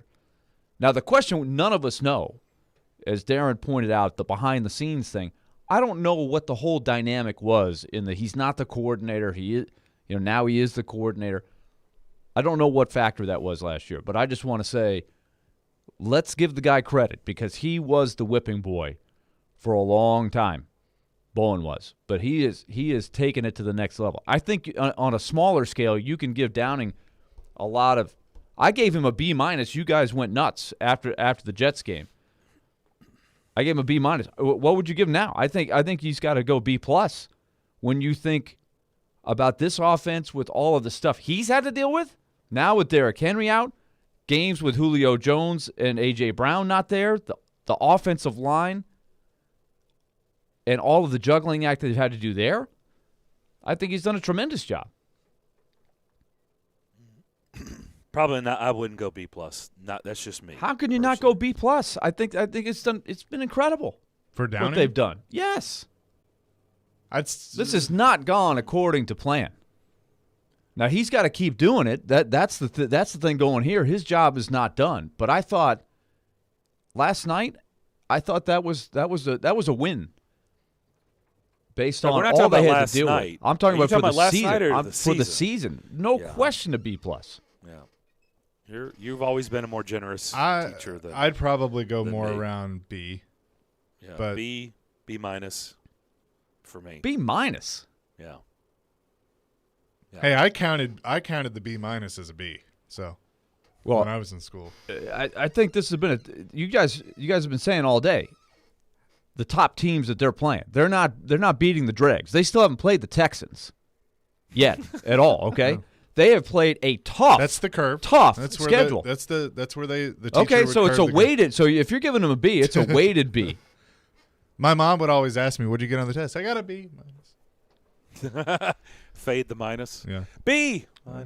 Listen, right, you're talking to a C+ B- master at Vanderbilt. I think 90% of my grades are either C+ or B or B-. Yeah, but I had some C's and C- worked in there too. Let me tell you something. The B-. So I know all about the B- in the C+. But I think you got to look.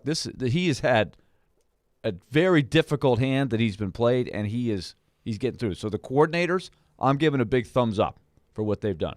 Tell us what you know to close out the second hour. That's next. And that's going to be picked off at the 24 by Byard for the touchdown. The Titans defense anchors an unexpected Sunday night win against the Rams. The numbers and the stats, power rankings, it don't matter. The only thing that matters was 7-2. We're reacting all day long. What does that tell you about this group? What does that tell you about this team? On Nashville's best sports talk. ESPN. 102.5 The Game and the Game Nashville app. From the Fox 17 News Code Red Weather Center. I'm Fox 17 News Code Red meteorologist Dan Guthrie. 70s for highs this afternoon under mostly sunny skies. We stay there for Tuesday and Wednesday afternoon as well. Storms return to the forecast on Thursday. This weather report brought to you by Hiller Plumbing, Heating, Cooling, and Electrical. Call the Happy Face Truck today. Hi guys, it's Andrew with Hillside Medical Clinic. Are you struggling with erectile dysfunction and sick of the pills? Well, we have a major medical breakthrough.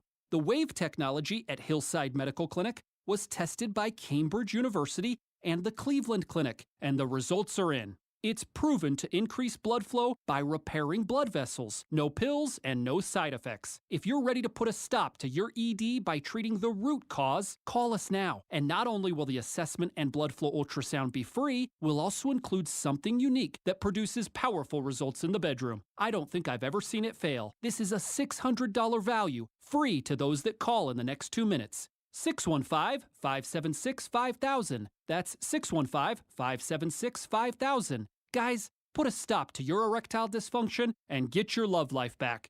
Call Hillside Medical Clinic now to qualify. 615-576-5000. It's football season, and Spring Hill Heating and Cooling is here to serve you. If your AC or heater is old and inefficient, you can replace it with up to 60 months no monthly interest financing for qualified buyers. That's right, 60 months no monthly interest financing for qualified buyers. One of the many ways you can save at Spring Hill Heating and Cooling. They offer 6 months no interest financing available on repairs. Spring Hill Heating and Cooling, offering premium service without the premium price. Visit springhillac.com or call them at 615-778-8855. Hey, Darren McFarland here, and let me tell you about my friends at Curation CBD. If you're like me and have aches and pains all over your body and you've been searching for a solution, well, I've got it. It's Curation CBD. Curation means healing, and that right there says it all. Curation is locally and organically sourced CBD products right here from Middle Tennessee. From seed to final sell, Curation is passionate about providing quality products for everyday use for athletes and for pets too. Order yours now at CurationCompany.com. Curation CBD, curated for life. This is Stan Harrison, CEO of Apple Collision Centers. We understand that no one likes to deal with auto body repair and the inconvenience it becomes in your day-to-day life. I want to personally invite you to stop by and let our experienced staff see how we can help you make your vehicle look good as new. Apple Collision Center has 3 convenient locations, Old Hickory, Hendersonville, and Gallatin, ready to serve you. Come by and see us or visit us online at applecollisioncenters.com.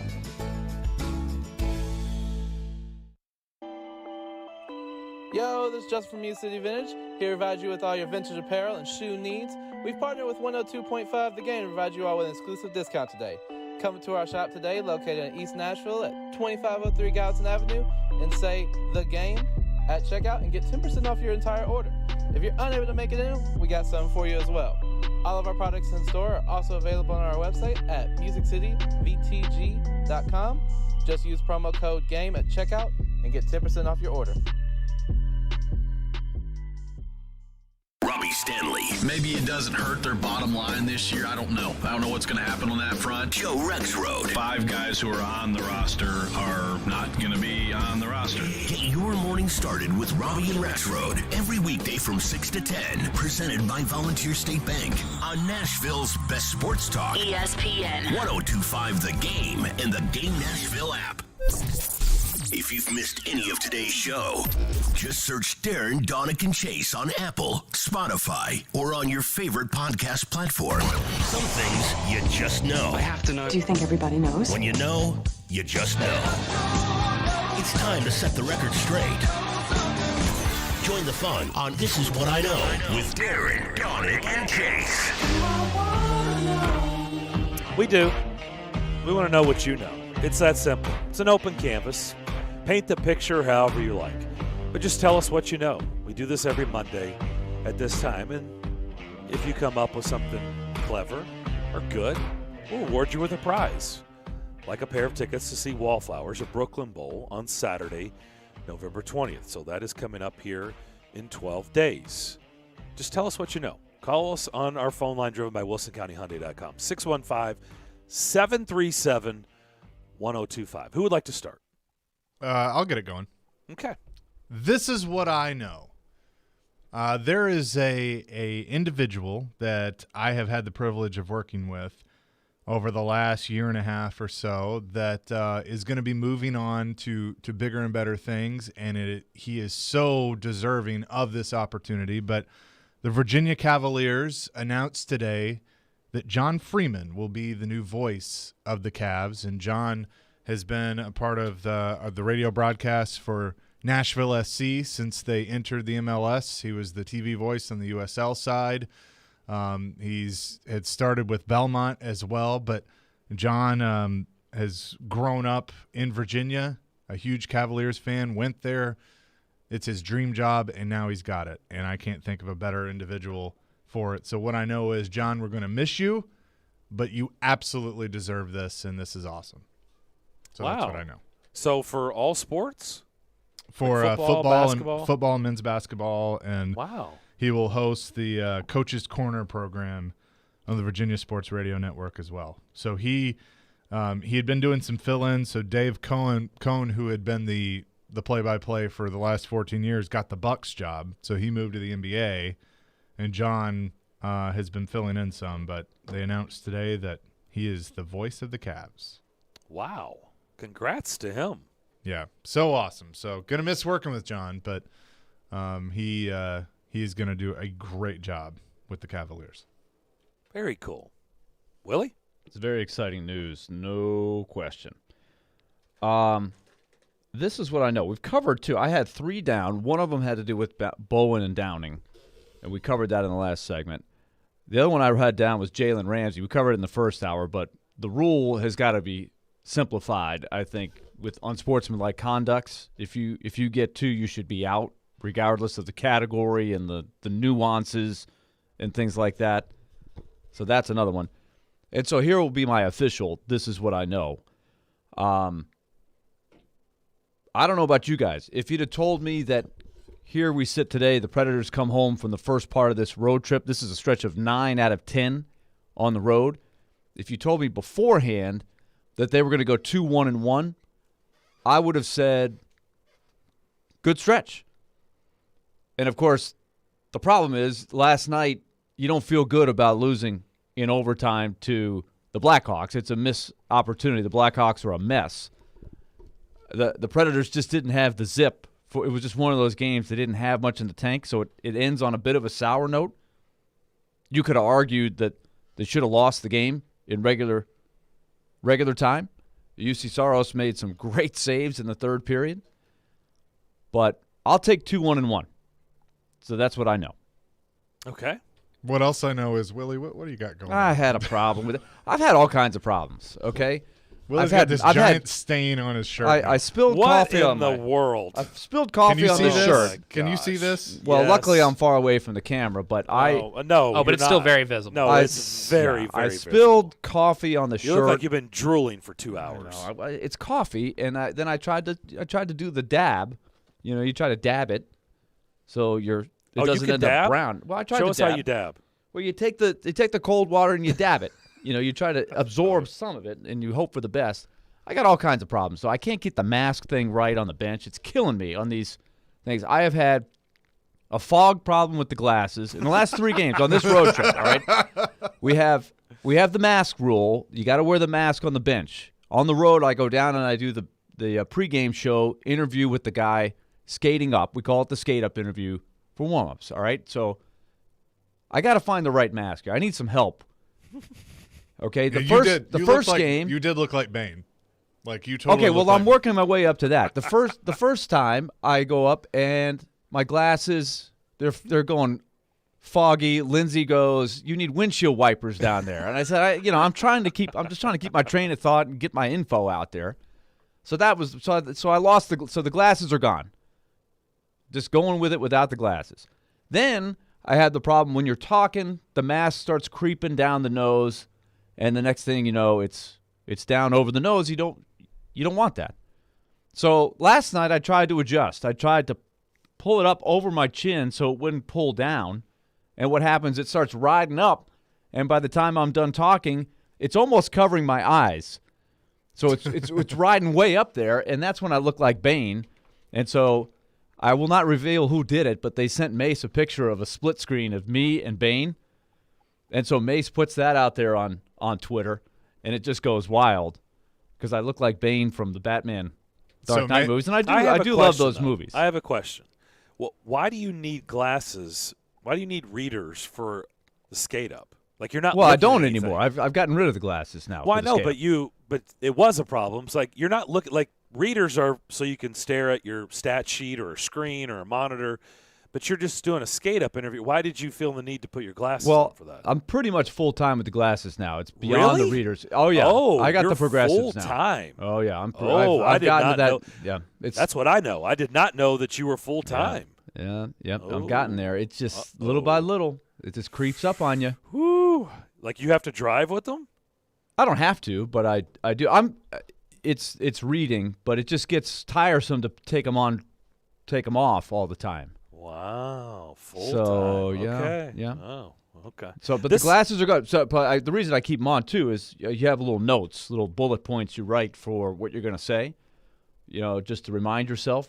But I can memorize it. I can get by without it. But I got an issue. I need a mask that doesn't move. What about ours? The games, like it's a really good mask.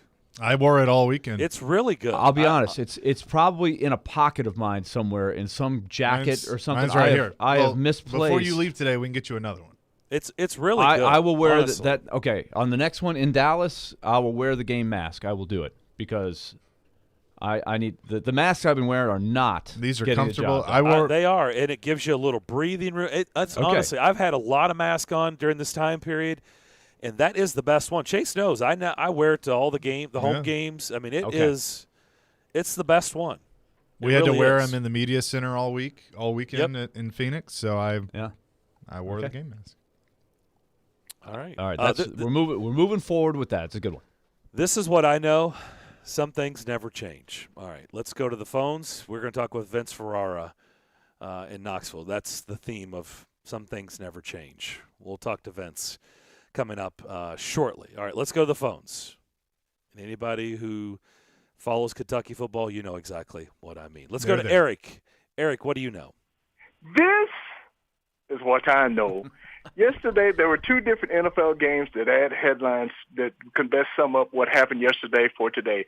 The first one is Green Bay at Kansas City, and the headline is, "You can't hurry, love. No, you just have to wait."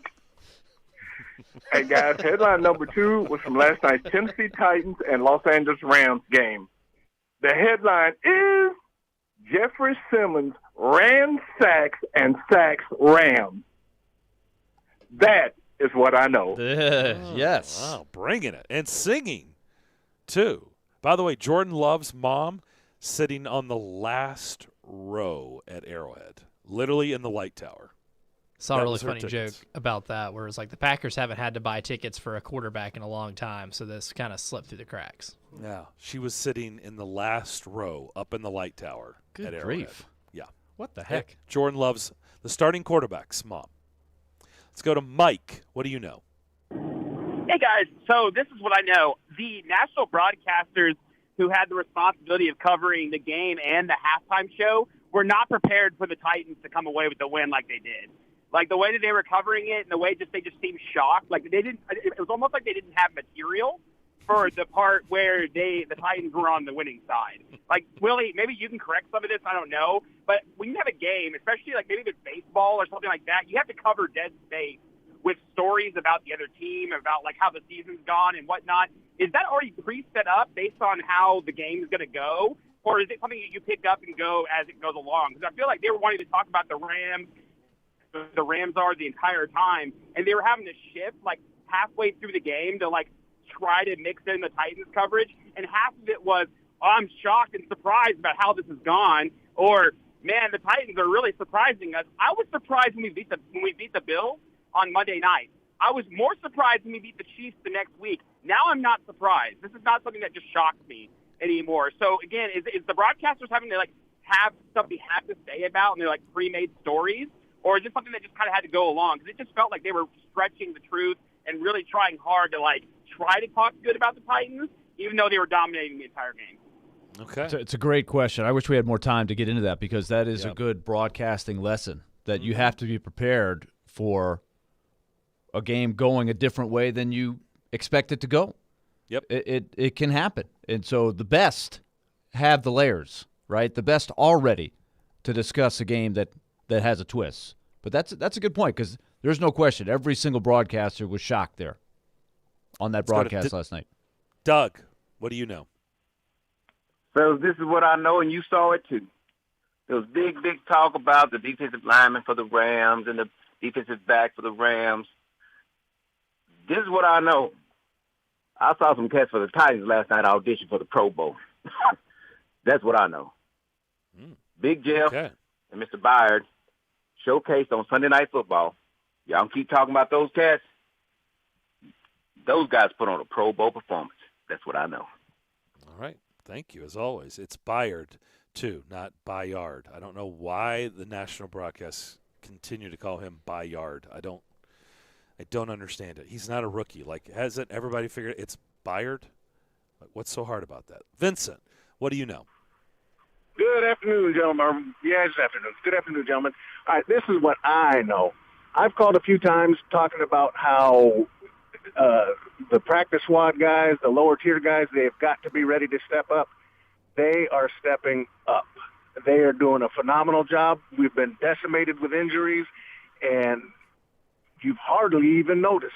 I mean, maybe things would be a little better if you want to even call it that, if we weren't so injured. But just having so many injuries, it's the NFL. Every team has them. It just reminds me of something a very wise man once said, and I believe it was a Ulysses S. Grant, that when they were preparing for a battle at Shiloh, he said to his next guy down, I want my men to be ready to charge at dawn. And that guy replied, sir, our men are exhausted. And he said, so are theirs. So we're banged up, they're banged up. Who wants it more? And the Titans are proving they want it more. I was a naysayer, but they got me going now. You guys have a good day. A little history lesson. I like that. That was good. That's a little Ken Burns Civil War thing there. But you're right. I think that is sometimes you lose sight of that you got injury problems, the other team does too. Michael, what do you know? This is what I know, everybody. The national media is never going to give the Titans the credit that they absolutely deserve until we actually win the Super Bowl. I was basically taking all morning watching the various different shows, seeing what they were saying about the Titans, and about 95% of the coverage was, oh, this is what the Rams did wrong, or how did the Rams screw up, how did they lose to the Titans. It's never about how the Titans beat their opponents or they won. It's always about how their opponents screwed up or somehow. And that's been the problem ever since we beat the Bills a few weeks ago.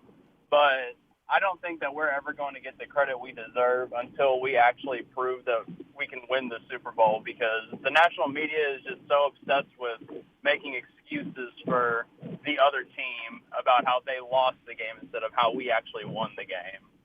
It certainly felt that way this morning. Thank you for the call. We'll come back. We'll head east. We go to Knoxville next. Take us wherever you may go. There are two guys on my untouchable list. Tune us in anywhere, anytime. Every team's got those. That's my point. Just search The Game Nashville in your app store and download today. And keep it locked on Nashville's best sports talk. ESPN 102.5 The Game. ElectronicExpress.com. We make it happen.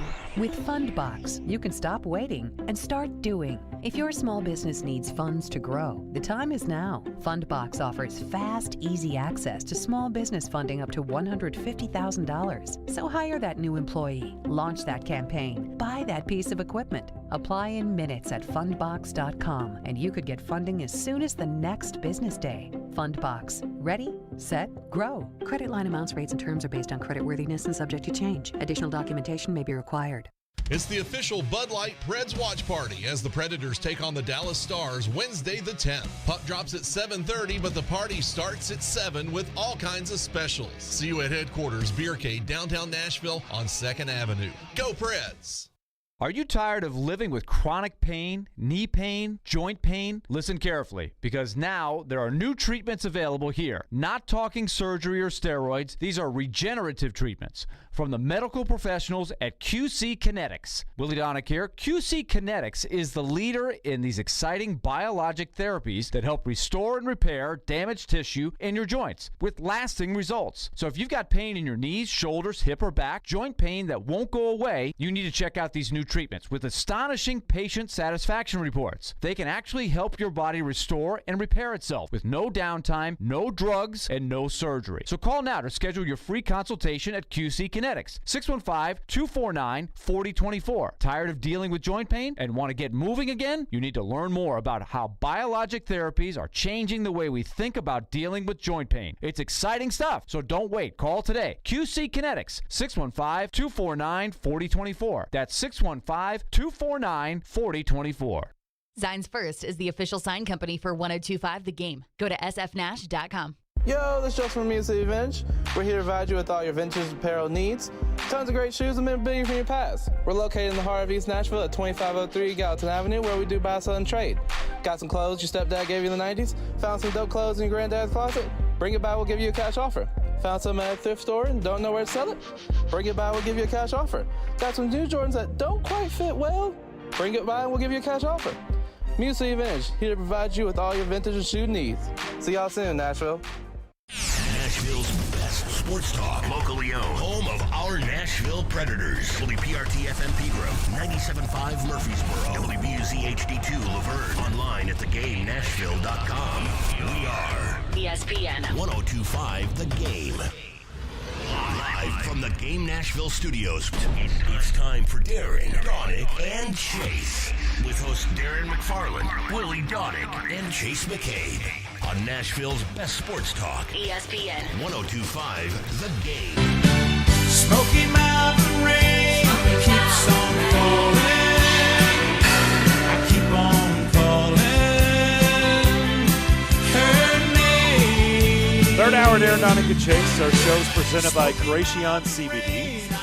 Gratian CBD products curated for life. Hey, if you want to win a pair of tickets to see the Predators take on the Anaheim Ducks, that'll be at Bridgestone Arena on Monday, November 22nd. All you have to do is go to YouTube, subscribe to 102.5 The Game's YouTube page, and you'll automatically be entered for a chance to see the Preds take on the Ducks.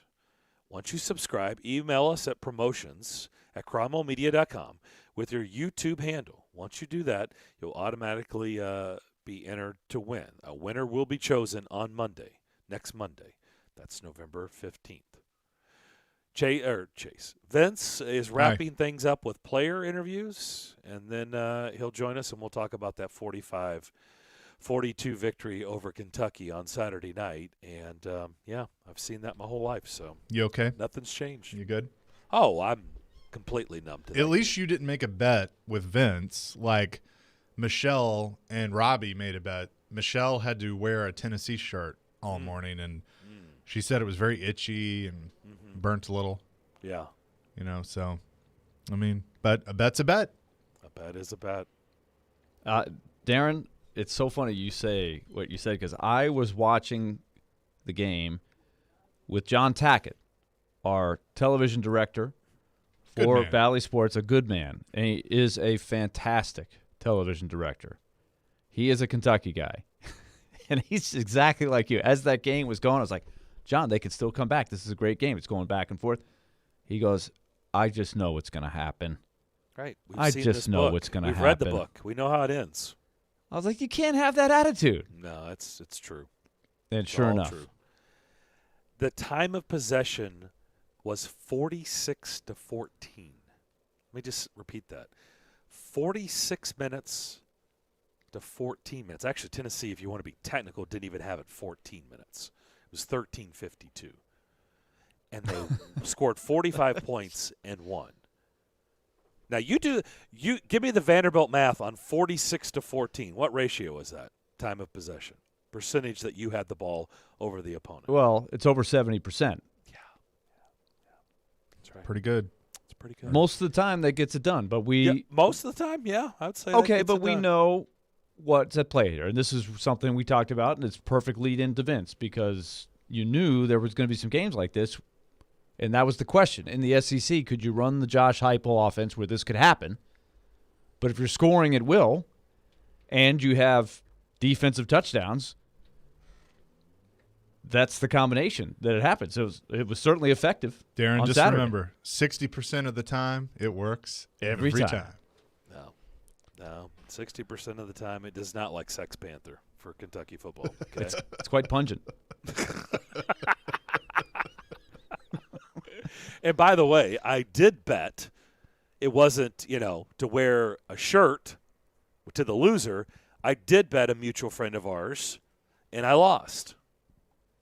And you're familiar with that bet. Pretty sure you were on that text, I think. $20. Yeah, I was on that text. Yeah. I jumped at it. It's like, you're on. Then I believe you tried to cash out. Well, no, I tried to do the same thing to him when he was like, you can cash out for $19 right now if you want, when Tennessee was up. And then when Kentucky came back and took the lead, 28-24, I said, you can cash out now for $19 if you want. So we were playing, we're having a little fun with that. So, all right, I think we've got Vince. Vince Ferrara is on the line with us at Vince Sports on Twitter. He's with WNML, the sports animal, there in Knoxville. How do you explain time of possession, 46 minutes to 14, and Tennessee scores 45 in the victory? I chalk it up to I've seen it my whole life, so nothing ever surprises me when it comes to this game. Well, first off, I'm just glad you didn't try to segue from that scene from Anchorman directly to me. So I was happy about that. That's a good thing. Yeah, we were going down a kind of a dangerous path, so it was good that we pivoted. We moved on. We let it breathe a little bit there. As terrific professionals that you are. So, to your excellent question, I think this is an indicator of Tennessee football this year under Josh Heupel and maybe Josh Heupel teams in his career, and it was just amplified. It was enhanced even more because Kentucky was more deliberate in what they were doing, and they were running the ball effectively until they started throwing effectively as well. So they were taking their time. Tennessee was able to hit those explosive plays, which have been of greater regularity as time has gone on. So, and I think Tennessee's defense is they've accumulated so many snaps. 101 against Ole Miss, 92 against Alabama, the 99 in this game in their last 3 games, and that is insanity. Yeah, just say that again. Kentucky ran 99 plays on offense and lost. Right. So, I mean, you mentioned the time of possession. Then there was the yards, 612 yards of offense. And 35 lost. first downs. I was going to say they converted 12 third downs and lost. Right. Tennessee converted 3. And it was 12 of 13 first downs at one point. Yes. It ended up being 12 of 17 with those turnover right. on downs. Yeah. But I think Tennessee's been last in time of possession in the league all season. I just think it played out to where everything was more enhanced to the situation. And look, here's what the crazy thing is. The difference in the game was the way Tennessee handled that end-to-half situation where they were aggressive. Kentucky, instead of punting, decided to go for it. Tennessee got a stop there. And then they had 35. They moved 35 yards in 16 seconds. And they were aggressive in doing that to try to get in the field goal range, as they converted into a field goal that ended up being the final margin of win for Tennessee. But even with 5 seconds to go, they tried to get a little bit closer. So I think that speaks to their confidence in what they can do and do it so quickly. And then obviously I think Tennessee made some better decisions in some of those fourth down and executed, even though both teams had stops. But I think this is the way Tennessee is this year. And I know for Kentucky, they did so much more than maybe they typically do. But to me, it was a little bit more about Tennessee than about Kentucky, because we've now seen this more and more this year. Oh, there's no doubt about that. I don't know if Kentucky had used up their entire playbook after play 95 on offense, and because I thought plays 96, 97, 98, 99 with the game on the line were horrific play calls. Why were they trying to throw the ball 25 yards downfield on those plays? I thought they were awful calls. And Mark Stoops kind of admitted to that. You know, he said fair criticism when he was asked about that. They did, because there's some of those throws were there in the second half for them. I think they got tempted into it. Also, I think they ran the ball more with Will Levis, like every quarterback seems to do against Tennessee, because you can get those yards that are there. So I think that tempted them to get away from what had worked. In that situation, they worked best for them. I also thought that they were stretching the clock a little bit to not give themselves a second chance should they not be able to convert. So, some fair things to criticize them there in that situation. Who was doing I know, Vince, you were at the game at Kroger Field, so I'm not going to ask you, although you may know. Guys, do you know who was doing the color for that game? I do not. Beth Mowens, I know, was doing play-by-play. Yes, I know that, but who was doing who? Maybe Kirk Morrison. I don't recall having it. He struggled mightily down the stretch of that game. I didn't even understand what he was talking about at the end of the game. I don't think Beth did. I think she was thoroughly confused. Like he was talking about you can't give the ball back to Tennessee that quick, and she was like, yeah, but they're behind. I think he thought the game was. I don't know what he was thinking. Right. Yes, I think he thought the game was tied. Like he was rambling on about you can't give the ball back to Tennessee too quick, and she's like, yeah, but you have to keep the drive alive. You're going to have to convert this. But I see the argument, though, guys, because we've seen games where you kind of have this sense of they can't stop anybody. So ideally, and I see both sides of the argument, because ideally you do want to score on the last possession, but you can't, have that mentality and screw up your drive. But we've seen some games where oops, scored too quick. They're going to come back down, because Tennessee, as Vince just pointed out, they were moving up the field so fast, they didn't need a whole lot of time to score again. If they get the ball back, is there any way that Kentucky was stopping them? No way. So I see the argument. I don't know if I agree with it, but I see the argument. and yes, it is close, but it's not like Kentucky has this dominant offense that maybe you won't need a second chance. So I see a little bit of an argument in, hey, let's try to do what we can to get in the end zone. But then again, it was weird. They were slow playing the clock, but fast playing the play calling with passing. Had they been going with more urgency and throwing the ball, then it might have made more sense that, hey, they're just trying to give themselves maybe a 2-for-1 type of thing to give themselves a better chance, be more aggressive, just take the lead and worry about the clock afterwards. But the way they were milking the clock, you would think maybe some runs there at the end would have matched that kind of play calling. So, you could see it going both ways. But, I think to me, it was Tennessee and their ability to make at least a play here and there. They got a couple of fourth down stops. They got the Alontae Taylor pick six that was huge. It's still a big topic of conversation. He baited Levis. He even said today he was thinking when he said, "Is this guy dumb?" Because he baited him into it with his coverage and playing soft. They knew that they were going after Wan'Dale Robinson, who they targeted 18 times. It's been a while since I've seen a wide receiver targeted that much. So, that, and then the field goal, the way they handled the end of the half, to me, that was the biggest difference, whether more so than a few of those instances we're talking about with the clock. He was targeted 18 times. Wow. Hendon Hooker just continues to impress, man. You talk about efficiency, 15 of 20 for 316 yards and 4 touchdowns. Yeah. He's the SEC Offensive Player of the Week. He was my pregame interview on the Vol Network. And, by the way, just terrific. I mean, really, he was relaxed in the setting. And when I got a chance to talk to him, talked about how he talks football with his family, but then his mom was like texting him like, hey, make sure your eyes are right, make sure your feet are right.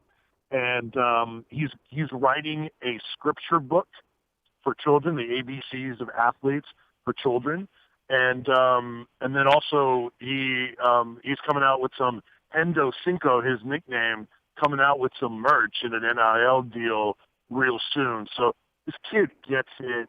He's a flatliner in terms of his emotion on the field, but he is a leader. He encourages his guys. He talks to the defensive players. A number of them have talked about how he comes over and talks to them as well. You mentioned the efficiency. He has been among the nation's leaders in efficiency in the top 5 all season. Career high in touchdown passes with 4. Also career high in yards with 316. He's now 10th all-time single season for Tennessee in passing touchdowns in a season with 21, with still at least 3 to go and probably 4.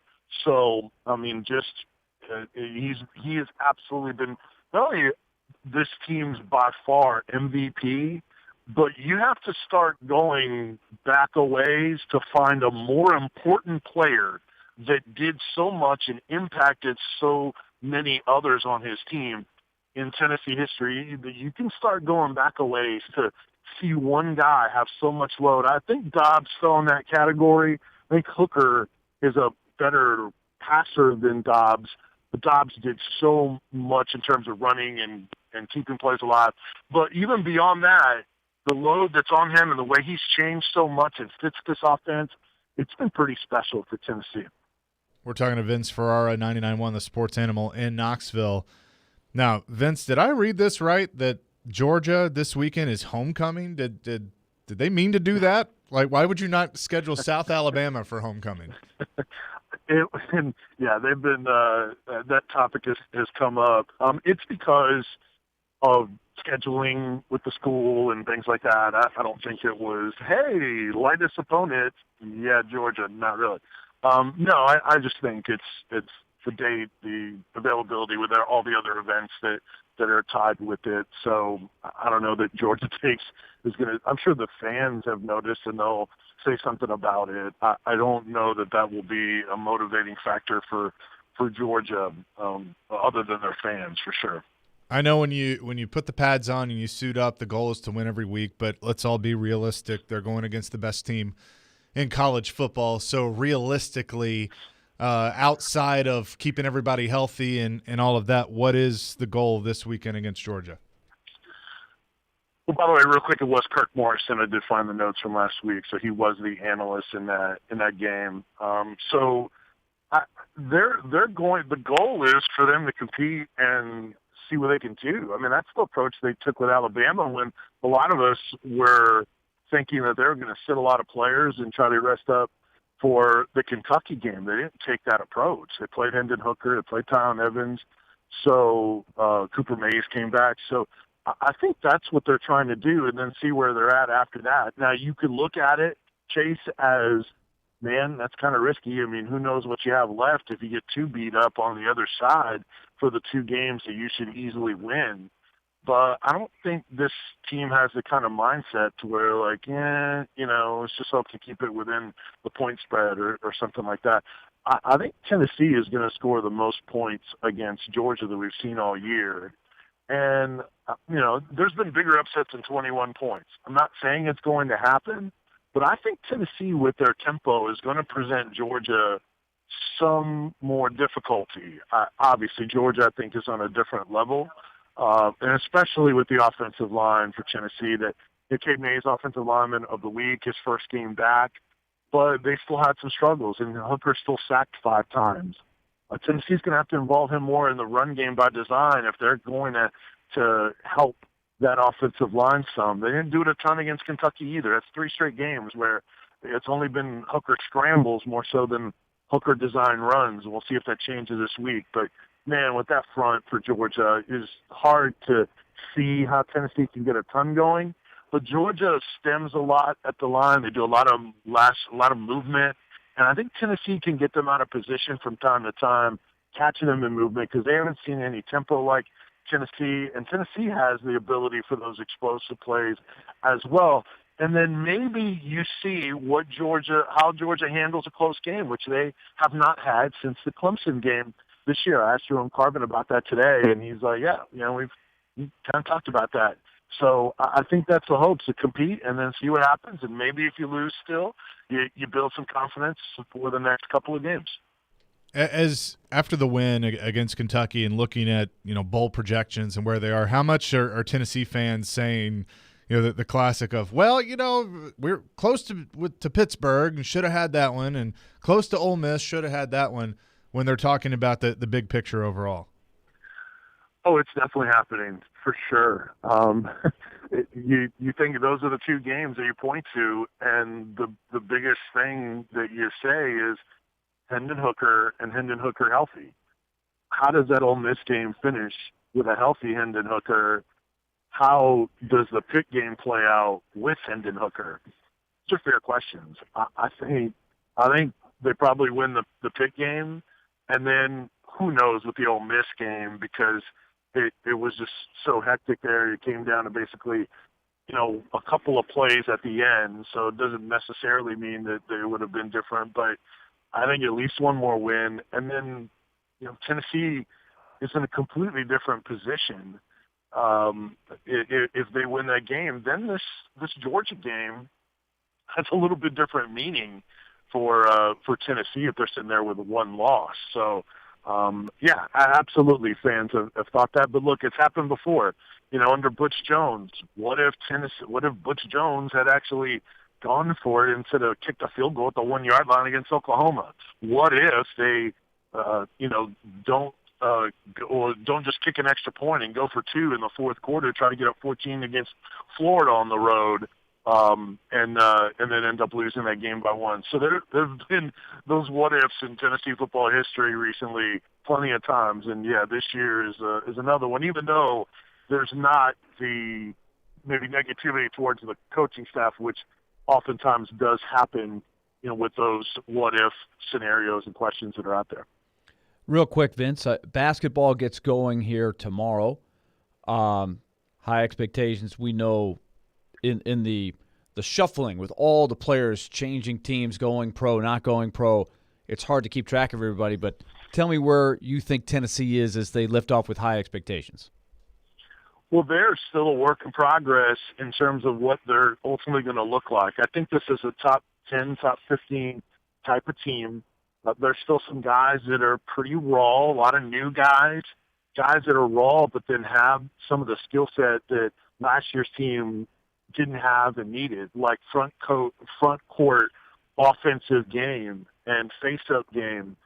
Brandon Huntley-Hatfield can bring you that, and then their point guard play with Kennedy Chandler led the team in scoring in the exhibition game. And I mean, he is so dynamic, being able to snake through the defense and avoid contact and finish. And just the ability to and willingness to drive into the lane and create for teammates, and his passing, bounce pass through traffic. He is going to be so much fun to watch for Tennessee fans. And I think this Tennessee team, with their depth and all the newcomers that I think still are going to shape into form and improve as the year goes on, this will be a really fun team, and I think one of the top couple teams in the SEC before the year is up, with all the competition they have, and then a special player in freshman Kennedy Chandler. Wes, thanks a lot for joining us. Excellent stuff, as always. Did I say Wes? Yeah, I was like, did you just say Wes? Yeah. Wow. Wes Durham. Wes great Durham? guy. Wes Durham, Wesley Walker, the Jets growing up. I don't know. I'll get my wires crossed. Vince, I know you have the great speed like Wesley Walker did back in the day. Man, you talk about crossing some wires. I've been called much worse. So. Vince, good stuff as always. I don't know where my head is. It's been a long road trip. I've changed time zones a bunch of times here in the last week, so forgive me. So, Vince, we'll talk to you next week. Great stuff. Always enjoy it. Thanks, guys. All right. If I can now follow instructions and get people's names right, including my own, I think I'm supposed to do lead company here. Is that correct? Yeah, your name is Willie. Yes. Man. Case of the Mondays. Got coffee all over the shirt. Had mask problems on the broadcast last night. We got issues. And I'm the one that flew in at 5:30 in the morning. I know. Well, I got in late last night, but no excuses. Didn't get it done. No! We suck again! Hey, Wes, you've got a live to do. Yes, I do. Wes Donick here for Lead Company, 615-567-1000. Hey, Lead Company does a great job for us, and we have the home maintenance plan at our house, have for a long time, and it's a good thing because certainly you can tell I can't keep it straight half the time, and they do that stuff for you. When you're on the home maintenance plan, they help your house run properly at Lead Company because they have the home maintenance plan for you. They check your heating, your cooling, your plumbing, and electric when you get down to it. They'll call you. They'll set it up when it's convenient for you. They'll come in and check and make sure everything's running properly. And when the repairs need to get done, first of all, they'll catch them before they get serious and it's a crisis situation, and you'll get discounts on those repairs. It's a sound way to save money over the long term. It's Lead Company, 615-567-1000. They're a proud sponsor of Nashville Predators hockey. Let their decades of expertise go to work for you. And that's going to be picked off at the 24 by Byard for the touchdown. The Titans defense anchors an unexpected Sunday night win against the Rams. The numbers and the stats, power rankings, it don't matter. The only thing that matters was 7-2. We're reacting all day long. What does that tell you about this group? What does that tell you about this team? On Nashville's best sports talk, ESPN 102.5 The Game and the Game Nashville app. Well, it's the final game of Week 9 tonight, folks, and FanDuel Sportsbook wants you to get the most out of every play. That's why they're giving everyone a $10 risk-free bet every week. Joe Rexford here to let you know that all you have to do with this, bet a same-game parlay with 3 legs or more. If your bet doesn't win, FanDuel will pay you back up to $10. Bears, Steelers, boy, I tell you what, I think I like the Steelers on the money line. I think I like the under overall in this game, and I think I might go over on Justin Fields' rushing yards. Obviously, there are so many different ways you can build a same-game parlay, so many things you can do on FanDuel, America's #1 sportsbook. It's easy to use. Trust me on that. It's safe. The payouts are fast. Get your winnings in as little as 2 hours. There's no feeling like nailing a same-game parlay, so lock it in today. Get up to $10 back if your bet doesn't win. And if you're new, sign up with promo code Joe102. You also get a risk-free bet up to $1,000. That's promo code Joe102, so they know I sent you. You must be 21 or older and present in Tennessee. Refund issued is now drawable strike credit that expires in 7 days. Max refund $10. Restrictions apply. See terms at sportsbook.fanduel.com. Same-game parlay is available for multiple sports in all states on mobile and web. Gambling problem? Call the Tennessee Red Line, 800-889-9789. Hey, Nashville, looking to spruce up your home for the holidays? Social Furniture on the West Side has you covered. They're packed with items you can either take home with you or have them delivered to you the same day. You've heard of inventory shortages. Well, not at Social Furniture. At Social Furniture, you can get your new furniture today. Yes, the same day. For instance, take this designer leather sectional. For not $3,000, it's only $1,299 with today's delivery. At Social Furniture, the savings are huge out there. They're located on the West Side, 5412 Charlotte Avenue near White Bridge Road. Maybe you need some chairs for your table, or you have guests for the holidays and need furniture fast. Well, you can find it all at Social Furniture. They have thousands of combinations to choose from, and they'll deliver today. And guess what? The best thing is you don't have to pay today. You can take 12 months to pay with no interest. So load up the family and come to Social Furniture today on Charlotte Avenue in West Nashville. Closer, bolder, golden. Nashville SC Stadium is arriving in 2022, and season tickets are on sale now. With just 150 feet between the pitch and the last row, you'll be right there in the action no matter where you sit. If you thought soccer in Nashville was a party already, you ain't seen nothing yet. So come on in, grab a seat, and stay a while as we open a new era of Nashville sports. For more information on season tickets at the new Nashville SC Stadium, visit nashvillesc.com/22 ticks. Hey, it's Jared Stillman. Guys, are you tired of feeling old? You know that feeling. You don't have any energy. You're gaining pounds. Well, guess what? My friends at Invigorate Health are the ones to help you. They don't just focus on one area of the aging body. They take care of all of it with so many different therapies that can restore your vitality and are designed with you specifically in mind. So give them a try. Invigorate Health, if you want to feel young again. Out in Mount Juliet at 615-288-4777 or invigoratehealthtn.com. Tuesday night. The 3-ball, yes sir! The MTSU Blue Raiders tip off their men's basketball season with a home date against Brescia University from Kentucky. Coverage begins at 4:30 on ESPN 94.9 and the Game Nashville app. Hey Nashville, this is Gary Bettman. You're listening to Nashville's best sports talk, ESPN 102.5 The Game.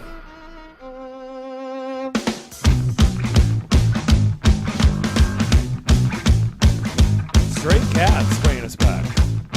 Excellent. I think that's Stray Cats, right? It is not. No? Not Stray Cats. Green Day. It's Green Day. Oh. That sounds like Stray Cats. It does. It sounds a little bit like Stray Cat Strut. And I'm a huge Green Day fan. That's it. Wow. I can tell you. So this is off the Warning album called Hitchin' a Ride. Not that there aren't songs out there that sound like other songs. We know that. Yeah. Sometimes you can get sued. Yes. Tom Petty won a Grammy for that Sam Smith song "Stay With Me" because it was the same melody and beat as "Won't Back Down." Oh, there have been a lot of lawsuits. Been a few over the years. Yeah. By the way, what a tragedy in Houston. 8 dead. Yes. Oh yes. Awful. That's just an awful story. You can join Caroline Fenton tomorrow at Sam's in Murfreesboro at 1720 Old Fort Parkway and watch the SEC game of the week. That'll be Auburn and Texas A&M. Enjoy some great food and beer specials. Really He'll read anything that's on the teleprompter. Anything. I was going to ask if Wes is going to be there. That's the reason I read it, because I'm like, this is appropriate to do after the way that last interview ended. You know, how about I just read something that's in our promo reads about join Caroline Fenton tomorrow at Sam's in Murfreesboro and watch Auburn and Texas A&M. I'm just telling you right now, I can feel it. I think Texas A&M is just flat out the better team. They're going to get it done. The Aggies win at home. Okay. Yeah, they're going to win. They're going to cover first half spread. under. I would take the spread and just take the Aggies minus the 4.5, 5. That's what I would do if I were you. Yeah, I think that's a good play. You know, that's a good play. Good tip. How about what Florida did this weekend in Columbia, South Carolina? Or should I say what they didn't do? This is getting weird. It's getting awkward for Mullen, isn't it? Yeah, well, I was reading they've made staff changes. Oh, I know. Well, this is the start, right? This is what happens. Sure. That tells you it's getting serious. in Gatorland, right? He starts making staff changes. Todd Grantham, who he's been with for a good long time. Has Todd Grantham now officially been in every SEC school? Probably. Except for Vanderbilt, right? He hasn't been at Vanderbilt? Not to my knowledge. Yeah. Because didn't Todd Grantham replace Peter Sermon? Isn't that right? Or vice versa? Because one was at Louisville and – We mean where they swapped? Essentially, They swapped to Louisville, Mississippi State? I feel like that's right. I know there was a connection between those two. Because Mullen hired Grantham at Mississippi State back in, when he was there. I just always remember Grantham when he was at Georgia and the exchange between him and James Franklin here. That's what I always remember. Yeah, I think you're correct, that was the swap. Grantham and Sermon swapped. But yeah, you remember the Grantham incident here after the Georgia game? Oh yeah. It got very heated. Yes, it did. Between James Franklin and Todd Grantham. I'm trying to remember, that was, I think, James Franklin's first year. And Vanderbilt came very close to pulling a big upset. They had an opportunity to scoop up a fumble, and they didn't quite get it. If they scooped it up, went and scored, they might have pulled a big upset there. But I can't remember exactly what led to it. Yeah. But there were big words exchanged between James Franklin and Todd Grantham. Oh, yeah. Can't imagine either one of those two guys flying off the handle. Pretty reserved, mild-mannered guys. Yes. Didn't Todd Grantham and Derek Mason also have a spat? Todd Grantham and everybody. Fights with Vanderbilt coaches. Yeah. Fill in the blank. Todd Grantham and fill in the blank. Well, he tends to rub people the wrong way. Here's the deal with Dan Mullen. I mean, in my opinion, it's the recruiting part that's coming into play. I mean, he doesn't have a quarterback. That's kind of a problem. And how long has he been there? Wouldn't you think that problem would have been fixed by now through recruiting? Especially in that state. Yeah. I mean, you're the Florida head coach. I feel like it would be an easy job to recruit at the University of Florida. You know what I think's happening? I think he now knows what the Auburn effect is like, right? Because now Florida doesn't have any interest in taking a backseat to Georgia. And I think right now it's the Georgia effect. Why can't we be why aren't we them? What? What do you mean, why can't we be them? Why aren't we them? Why do they get all the top players in the country? Why do they have the best defense maybe of all time? Why is this happening in Athens and why isn't it happening here? I think he's feeling the Georgia effect. I don't think Georgia's success is helping him. No. And the fact that they just got throttled by South Carolina. Well, I mean, that goes without saying. Not only did they lose, that's embarrassing. That is an absolutely they got embarrassed by a bad team. Yes. Embarrassed by a bad team. So he should feel, pressure, the effects. I mean, he's not going to get fired, but, it certainly should be uncomfortable for him right now because he's been such a bleep talker and, kind of made this heel turn when he went to Florida. I mean, everybody liked Dan. I liked Dan Mullen. Like, I know you guys had him on all the time when he was at Mississippi State, and he was great to deal with and, to talk to at SEC Media Days. And, the jokes were made about Darth Vader and the evil empire. And, I mean, that's kind of what he did. He made that switch when he went to Florida. And I think he was a good coach. It was a good hire. Tennessee missed out. But now he's coming across as overrated because what's he done?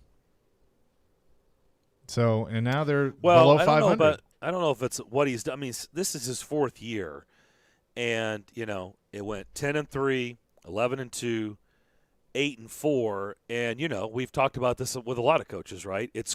You're going the wrong way.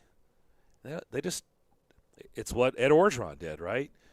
You win the national championship, and then you start going the wrong way. And I understand that it's kind of hard when the bar is up there, but he's going the wrong way. Double-digit wins the first 2 years, then 8 wins. It's like, okay, COVID year, all right, all conference games, okay, kind of everybody got the pass. And right now you just got smoked by a bad South Carolina team. And you were competitive against Georgia. I mean, they don't look. You lost to Kentucky, which, oh, by the way, I mean, I know I talked about the Kentucky-Tennessee rivalry. Well, it's the same for the Florida rivalry. Like Florida, you know how the Florida-Kentucky game is going to end. Kentucky's going to find a way to lose. They always do. History has shown us. And this year they didn't find a way to lose. They beat Florida. So, that doesn't sit well either. They're used to always beating Kentucky. So I don't know where this is going, but I know that next year, you're right, he's not going to lose his job in the offseason. But this is like the first step to let you know the seat's getting really hot. Because this is what coaches do. It's like, oh, okay, I made some staff changes. We fixed it. But if they have another mediocre year next year, I would say all bets are off. Anybody disagree with that? No, I don't. I think if this continues, then I do think he probably, could get fired or will get fired. Fired? Oh, yeah. Dude. Fired. In that market, they're going to say, yeah, 5 years is plenty of time. 5 years. We'll give you 5 years. He was the savior. What always happens? He was supposed to be the savior. What always happens with a but coach? Change. With a coach that has gotten this much hype in college. Guess what? Guess what rumors are out there now with him? The National Football League with Dan Mullen. Yeah, really? Linked to who? He downplayed NFL rumors. To where? I don't know. Where was he linked? I don't even know if he was linked. Speculation that Mullen may be eyeing the jump was a hot topic after ESPN NFL insider Adam Schefter reported that information just over a month ago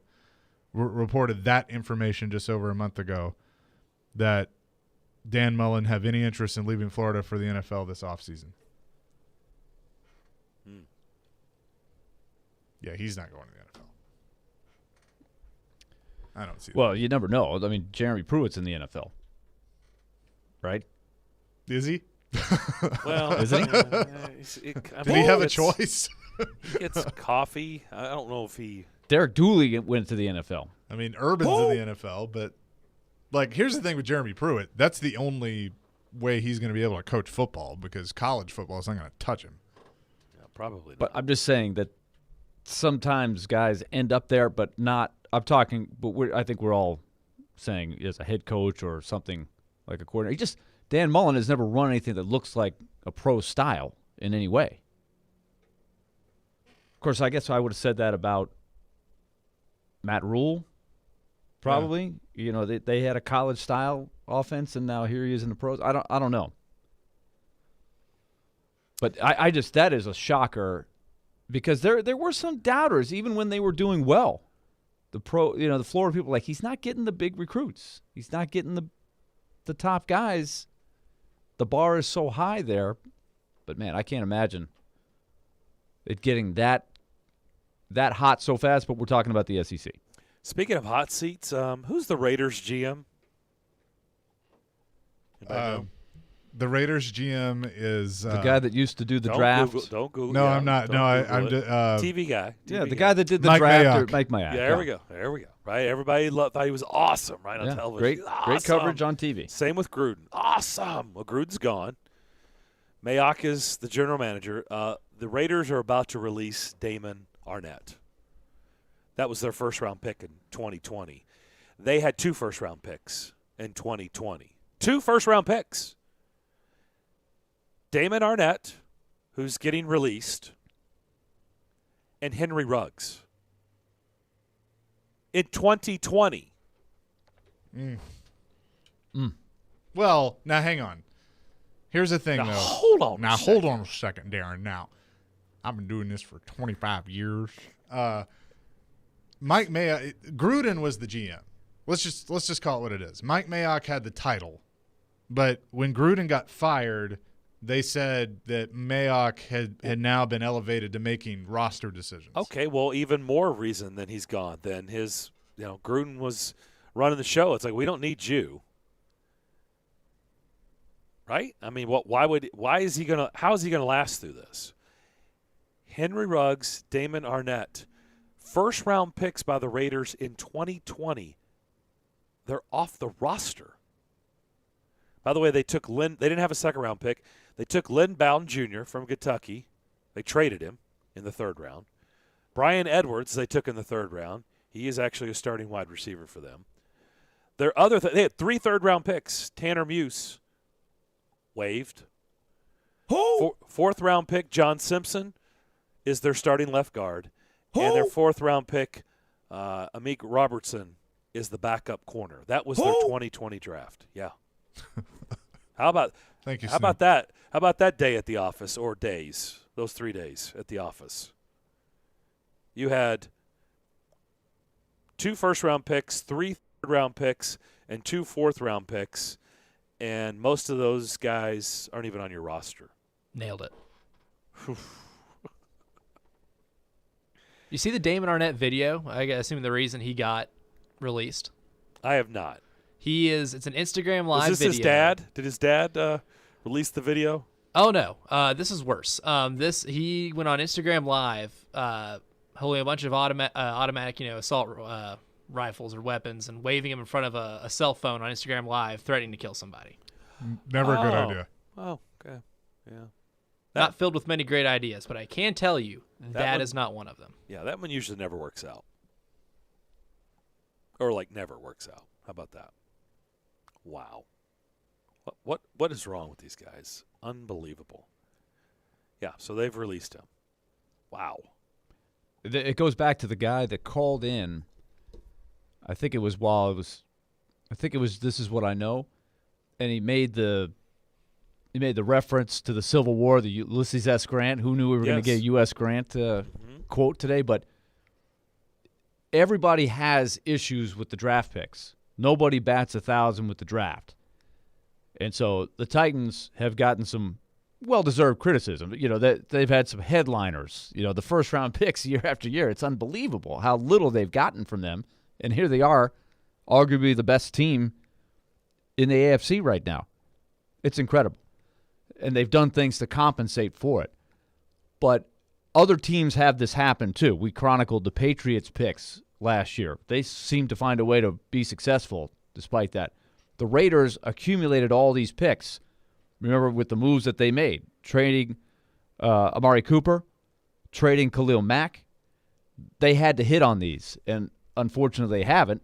And yet here they are. They're still kind of in a position where they could still compete. I think we all have our doubts at how good they are. But Mike Mayock was this genius. Every year we look forward to his draft coverage on NFL Network, and wow, he's very well spoken. Yeah. But it's a hard job. It's a hard job. Yeah. John Robinson. Nobody's got it all figured out. He just texted that in our text line. Speaking of our text line, I have to believe we've heard from Andrew gloating. We have heard from Andrew. I told you guys. See, I told you. There has to be a text from Andrew, right? Has to be. That's getting my reading voice. Yeah, text line from WilsonCountyHyundai.com. Andrew says, "Who is laughing now? Y'all seemed so pretentious last week. Yeah. Anytime us dumb fans were optimistic and didn't agree with your high and mighty radio people opinion that the Titans were nothing without Henry. Hope your crow tastes great this morning." One game in, I knew. And by the way, Monday feeling. I just love the way people get so upset. The dumb listen. Nobody's ever said that on this show. You're just making stuff. Does that make you feel better? Well, here's you're just making stuff up. No, here's what I think has happened. And Andrew, you are welcome to clarify this. Now, I know he did disagree with us and said that's fine. There's nothing wrong with that. And we had a good conversation. But he couldn't do it without taking a shot, which he seems like he always has to take a shot when he makes a point. But here's what I think is happening, because I look at the text history. I think we're being lumped in with Jared, which is not fine. Jared has his opinion in his show that starts at 2. We have our opinion that starts at 10 and goes until 2. So don't lump us together. If you disagree with both of us, fine. But, I don't like the y'all part because say Chase and Darren, because Chase and Darren is who you disagree with. Call us right out. now. Like, tell everybody who you disagree with. That's fine, but lumping is just not acceptable. It's just not. And I won't be lumped. Yes, we said those things and direct it towards us. That's fine. It's one game, and it's one fantastic win. And the defense, by the way, is what got the win. Last week, nobody said the season was over. No one on this show said it was over. In fact, we said just the opposite. This team is going to make the playoffs, and they're going to probably win the division. Well, that was before the Rams game. Now we know they're going to win the division. But what was the narrative? What were we saying? It's unfair to question whether they have a run in them to the Super Bowl without Derrick Henry? Is that unfair? Is that crazy? Is that illogical? Didn't seem that that way. Some silly – oh, my gosh, the guy that was going to lead the league in rushing by a mile 3 consecutive years, and who knows, maybe do what no player in NFL history has ever done, 100-plus years, by the way, of history, is out of the lineup, and, gosh, you question whether this team can – be a true Super Bowl contender with that? I mean, come on. And it's one game. I think the biggest question, too, is can it be, replicated? Can someone just come in there and do Derrick Henry's job because running backs are just that replaceable? No, and while I get what be. he was saying with the offense still being fine, and it wasn't like they were explosive last night either, Adrian Peterson had the most carries on the team with 10. He ran for 28 yards.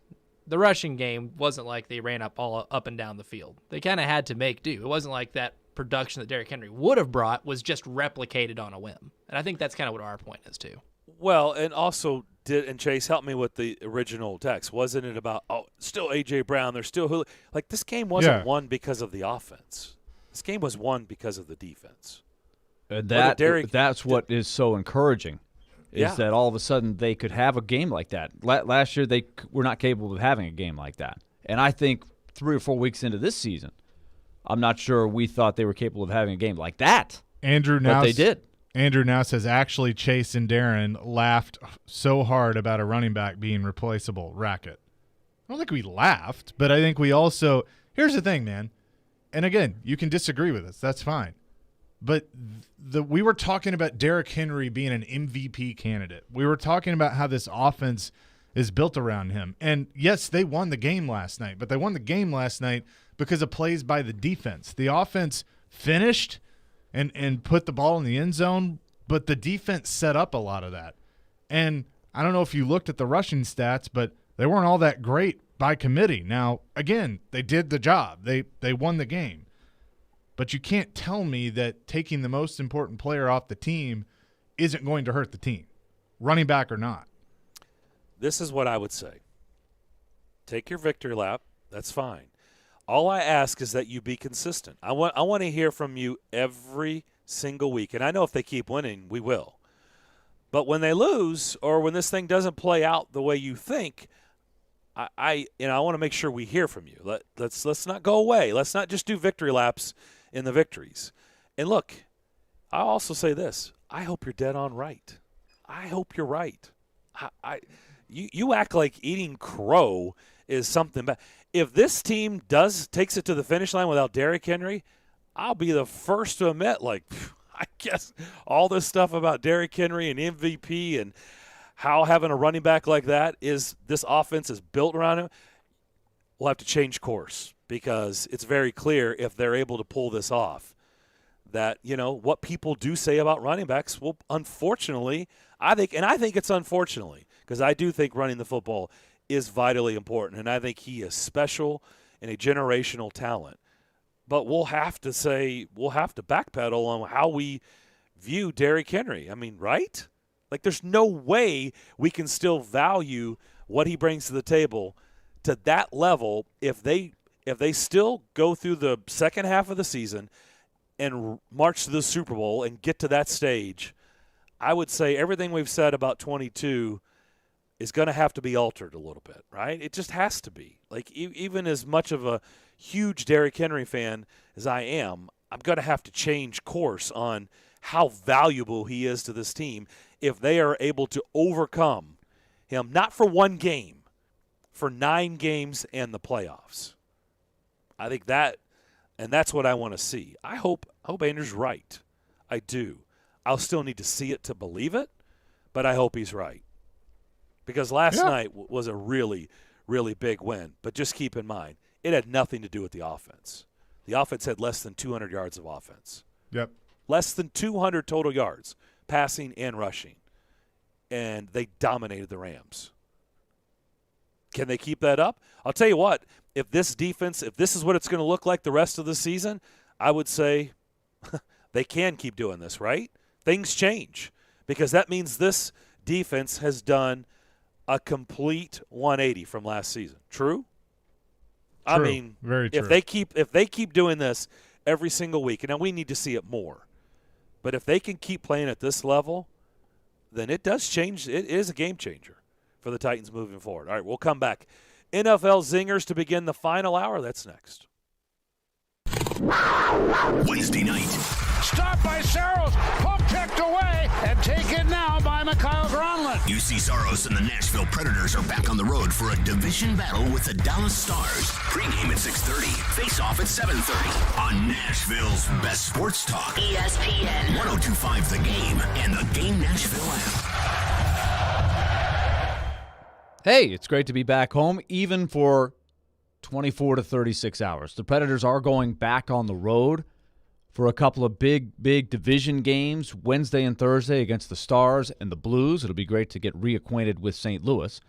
And then Nashville finally comes home on Saturday to play a home game, and then they'll go back out on the road again. But there's a lot of great home games coming up, and that's why the Predators have unveiled the 35 Pekka plan. You may have heard the Predators are going to retire Pekka Rinne's jersey February the 24th against the Dallas Stars. Now, remember, that's right after the Winter Olympics, and that's right before the Stadium Series game at Nissan Stadium against the Lightning.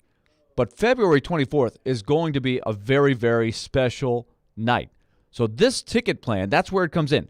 It allows you, the fan, to attend either 3 or 5 games during the season, which includes the February 24th game against the Stars, at a reduced rate off the box office ticket price. And you'll see a donation made to the 365 Pediatric Cancer Fund presented by Twice Daily at Monroe Carroll Jr. Children's Hospital at Vanderbilt. Let me tell you, that's a great deal. You're going to feel really good about it because you're going to see some great hockey. You're going to be helping a great cause, and you get to be there for a very, very special night on February 24th. It's a no-brainer. 3 or 5 games you choose, but one of them is going to be that February 24th game. NashvillePredators.com/Pekka Plan is where you get the info. And that's how you sign up. That's NashvillePredators.com/Pekka Plan. Or call 615-770-7800. We'll see you in Smashville. From the Fox 17 News Code Red Weather Center. I'm Fox 17 News Code Red meteorologist Dan Guthrie. Another cool start this morning, but not as cool as it was last week. Also some patchy fog out there. Looking good this afternoon, though. High temperatures into the lower 70s. This weather report brought to you by Hiller Plumbing, Heating, Cooling, and Electrical. Call the Happy Face Truck today. Gary Ashton here. Most people in Nashville know me as the don't sell without the intel and the guaranteed offer guy. But despite my accent, I'm also 100% guaranteed Nashville. I'm a guaranteed musician, a guaranteed dog lover, and you're also guaranteed to see me at every Titans and Preds game. Guaranteed offer means the Gary Ashton team with RE/MAX Advantage will sell your house for top dollar with no cleaning, staging, showings, or open houses, and give you up to 90 days to close. So there's plenty of time to find your next home. Guaranteed Nashville means my team lives here and loves it here. We've served Nashville for over 20 years, and we're passionate about helping the people we call neighbors and friends, which is why we've had a long-standing tradition of donating to the Vanderbilt Children's Hospital. If you're thinking about a guaranteed offer, get the only one that's guaranteed Nashville. Request a no-obligation offer by calling 615-301-1650 or go to GaryAshton.com today. Remember, Gary Ashton, guaranteed Nashville.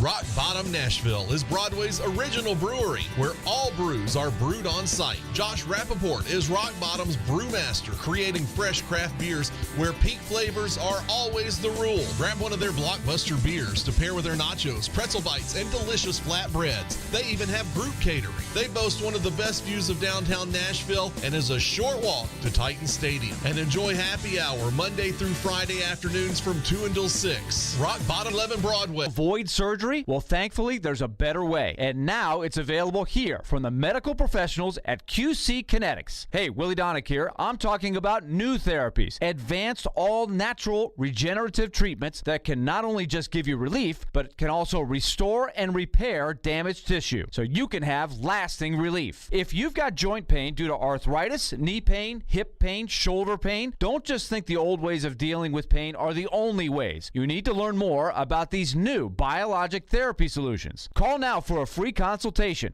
QC Kinetics, 615-249-4024. These remarkable new treatments increase mobility, decrease pain, and help restore tissue. They actually encourage your body to heal itself. Call now and learn more about these restorative, regenerative, and revolutionary alternatives. Don't wait. Call today. QC Kinetics, 615-249-4024. That's 615-249-4024. Tune in every Wednesday at 4:30 p.m. for Nashville's own Jason Fitz with Jarrett Stillman and company. Fitz started his sports talk career right here on 102.5 The Game, and now he anchors shows for ESPN. Jason Fitz is brought to you by Blood Assurance. Give blood. Give local. Give life. Nashville's best sports talk, locally owned, home of our Nashville Predators. WPRT FM Pegram, 97.5 Murfreesboro, WBUZ HD2 Laverne, online at thegamenashville.com. We are ESPN 102.5 The Game. Live from the Game Nashville studios, it's time for Darren, Donick, and Chase. With hosts Darren McFarland, Willie Donick, and Chase McCabe. On Nashville's best sports talk, ESPN 102.5 The Game. Final hour on this Monday afternoon. Hope everybody's had a good day thus far. Let's get to our NFL zingers that we do every Monday. And boy, there are a lot of things to talk about. So let's turn things over to Elijah Campbell, who's manning things at our game studios. He's the moderator. Elijah, what do you got for us? All right, I'd like to preface this first with the NFL is drunk. And this is going to be our opportunity to try to sober it up a little bit and make a little bit of sense of what happened yesterday. And we'll start with the Browns. The Browns released Odell Beckham Jr. after an obviously lengthy and dramatic turn of events. And then they turn around and bludgeon the Bengals yesterday, who looked like the best team in that division just 2 weeks ago. So my question is, are the Browns back in contention in the AFC playoff picture, or is losing Odell addition by subtraction? I like how you worded the very end of that. I would say addition by subtraction looks like a pretty good theory right now. Yeah, I mean, I think getting rid of him. I mean, when he got hurt last year, they got better. So, I mean, clearly there were issues there, and so I think moving on from him is probably going to turn out to be a good thing. But, you know, are they back in contention, or is it that the Bengals are just coming down to earth? I think they're in contention. I think they're a good team. This is what I know, Elijah, and we did that about an hour and a half ago. I picked the Browns in pick 6. What I'm kicking myself for is why I top-shelved Kentucky. Like, that was just so stupid. Why didn't I top-shelf the Browns? Because I felt very, very confident about them. You can go to DraftKings and look at my account and see how confident I felt about them beating the Bengals yesterday. It was a very good day. Here's the question I have. Well, I mean, if we're going to call them NFL zingers, let me just zing you guys. If you've watched the Browns, this isn't about Odell Beckham. I ask you guys, what is Baker Mayfield? An injured quarterback. He's injured. He's playing with a torn labrum in his non-throwing shoulder. Yeah, that affects you, man. That's hard. There's no telling what he's doing to stay on the field right now. Okay, but I want you to take that part out of the equation. How could you take that out of the equation? How can you take I'm that out of the asking equation? you, is he in a franchise elite quarterback? Is he the guy that can lead you to the promised line? Can you put things on his back and let him carry you across the finish line? No, not yet. I think when he's at his best, he's pretty darn good. Not yet. What year is this? Well, What year? last 4? year he was pretty good down the stretch. I'm not saying I haven't formed an opinion. I haven't said one way or the other. I'm asking you guys because right now, we talked about this earlier. They are a run-first team. Oh yeah, but when you can run, they are heavy run. Yes, and that's probably why they have a chance. I think they can run right, the heck out of the ball. Right, but do you think they do that on purpose? Do you think there's a reason why they're a heavy run first team? They have a good offensive line. They have Nick Chubb and others. Okay, so you're not gonna touch. So the quarterback has nothing to do with him. I'm just asking. I think when you can run it, you run it. You play to your strengths, and you have a quarterback who's got a torn labrum. You have to. I don't know. You bob and weave. You just try to do what you can. Like Baker is a little too inconsistent for me. Like I love his passion. I like his commercials. I do think he's changed the culture. But week in and week out, can he make all the throws? Is he an elite quarterback? I'm not sold yet. I'm not saying I agree with Odell Beckham's dad because I think there's a whole lot of good, but I still think there's some inconsistencies on his throws. When I watch, he misses a lot too. And I don't think they fully trust him.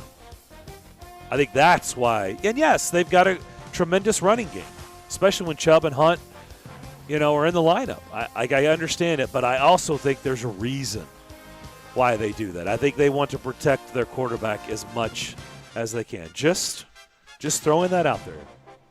Just saying. All right, what else you got? All right, number 2, the Packers got a glimpse of what life will be like in the Jordan Love era. And, it was ugly. But what was harder to watch yesterday in that game? The Packers offense without Aaron Rodgers or what the Kansas City Chiefs offense has become this year? Because that's not pretty either. Both. Or putting the poor guy's mom and girlfriend in the last row. That was bad too. Well, she said when asked about it, apparently she's weighed in on it and said that she wanted to be with all the other Packers group, parents, significant others, whatever. Apparently, that's where they put you in Kansas City, or I don't know if that's how the league works. They put the tickets that are given to the opposition's fans or family members, are they always in the lights? I don't know. Maybe they are, or maybe that's just how Kansas City chose it. But she claims that she just wanted to be – that was the ticket she was given, and that's where she sat. In other words, she wanted to say, hey, we're not a diva. Hey, my kid's a starting quarterback today. I need to be down lower. I don't know how that works in the NFL. I would have just said, son, I'll see you after the game. But that's me. Well, I think she goes to all of his games. I know. But anyway, I know. I think the answer is both. It's one game. That's nice for Matt LaFleur to get on there and say, hey, this one's on me. I got to be better. Like, that's great. I mean, that's the head coach falling on the sword. It's the head coach jumping in front of the bullet. Matt LaFleur, it's not on you. Jordan Love just wasn't very good. I mean, he just wasn't very good. Their offense was completely inept. They didn't score till late in the fourth quarter. It's not on Matt LaFleur. It's on a guy making his first NFL start who looked very, very, very, very average.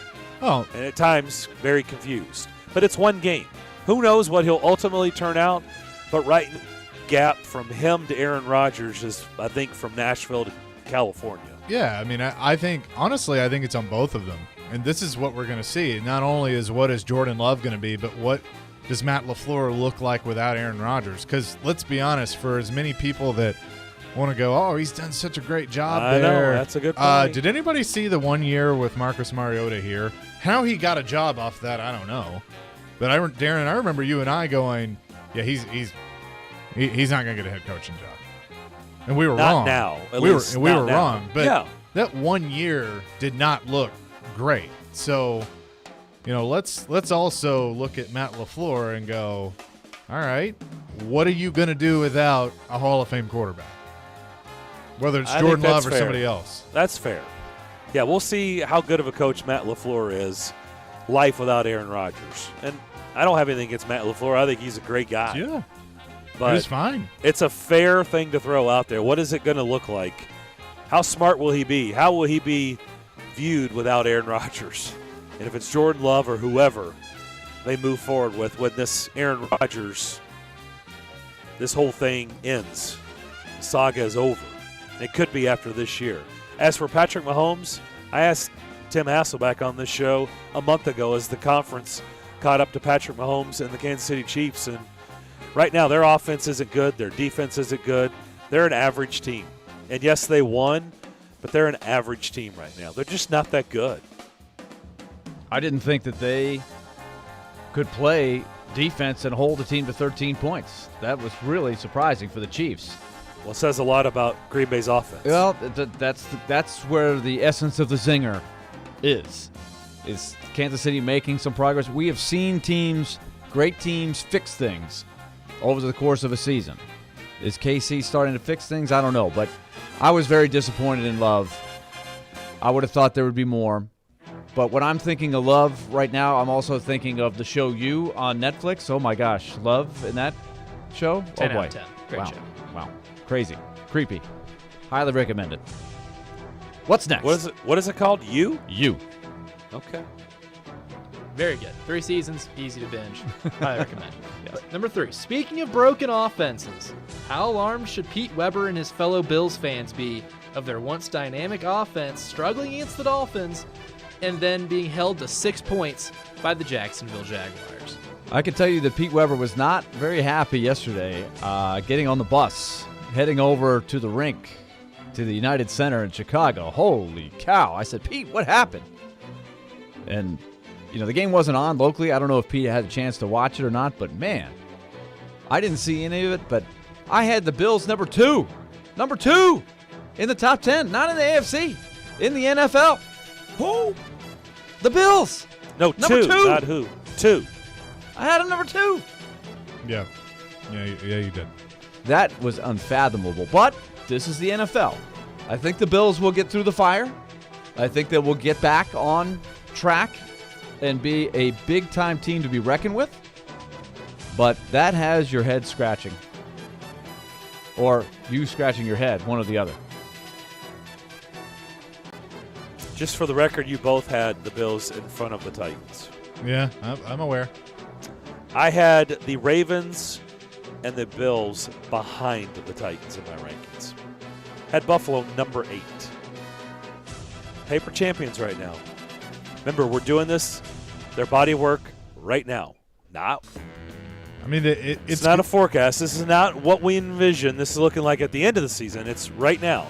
And right now, the Buffalo Bills look like paper champions. They look really good on paper. But if you watch them, right now, they don't look that impressive. I said it last week when we did our rankings. I watched them against the Dolphins sleepwalk for 3 quarters. They looked pathetic. And then they woke up. I guess they had one of Chase's iced coffees and one of Willie's coffees that he spilt half of it on his shirt today. Yep. And they woke up in the 4th quarter and they barely beat a really, really bad Miami team at home. And then they go to Jacksonville and lay an egg.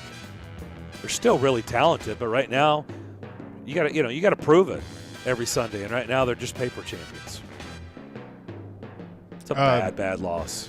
Shane from Ashland City. Well, hang on. You hit more, and then he has a question about Mahomes. All right, fantastic. Number 4, Colt McCoy, in the year of our Lord 2021, led an actual NFL team to a victory. So that leads me to ask, does Cliff Kingsbury deserve more credit as the Arizona Cardinals head coach, and is it time to finally bury the 49ers in the Jimmy Garoppolo era? That was impressive. But Colt McCoy's got to be my age, right? I mean, he's got to be. Like, how long has he been in the league? He was at Texas when I was in the 8th grade. And I'm 36, so he's got to be my age. I think he was in some of the great feuds between the Hatfields and the McCoys back in the day. If he's been around that long, it kind of feels that way. Kingsbury should get a lot of credit. That is a huge win. No Kyler Murray, no DeAndre Hopkins. That's just, they went in there and spanked San Francisco. The answer is yes. They're going to be forced to move on from Jimmy G. And quite honestly, I just don't know what his value is because the guy just simply can't stay healthy. Well, it felt like all along this was going to be the Mahomes-type plan. Lance was going to sit, play sparingly in year one, and then take over. Yeah. So, let's see. His contract, Jimmy G's contract, he's on a 5-year deal, and they can get out easy after this year. Because that was the million. deal. If you remember, that's the deal that he made. Remember when he won like the last 5 games of the regular season, went 5-0, when jumping in there, and one of those wins was over the Titans, and they gave him that big deal in the offseason. After June 1st, they can get out for $1.4 million, so he's gone. Yeah. That's easy. He gone. So what was the text? The text on our text line, driven by WilsonCountyHyundai.com, Shane in Ashland City, want y'all's opinion. I don't think Mahomes is necessarily the problem. Sure, he's having a rough year, but I think he's trying to force things because he is so competitive and wants to win. I think he's still the young Tom Brady. I think the team needs to be worked on around him, definitely the offensive line. Well, there's nothing to argue there. Their offensive line has not been good. I would say Mahomes has been forcing things his entire career in the NFL, but he's been getting away with it. I mean, he's still got Tyreek Hill. He's still got Travis Kelce. Those are his 2 top weapons that he's had this whole time. I think, quite honestly, their offense looks off. Something's not right. Him forcing the ball he's always been forcing the ball. They've just made it work. It's not working this year. No. So I don't know what needs to change scheme-wise, but that's why when I asked the question, has the AFC as the conference caught up to Patrick Mahomes and the Kansas City offense, my answer is yes. That's why I asked the question, because I do think the league is caught up to their offense. They're going to have to make some adjustments. It may be too late this year, but in the offseason, they're going to have to change some things around with how their approach on offense. You know what name you don't hear anymore? Eric Bieniemy. Yeah.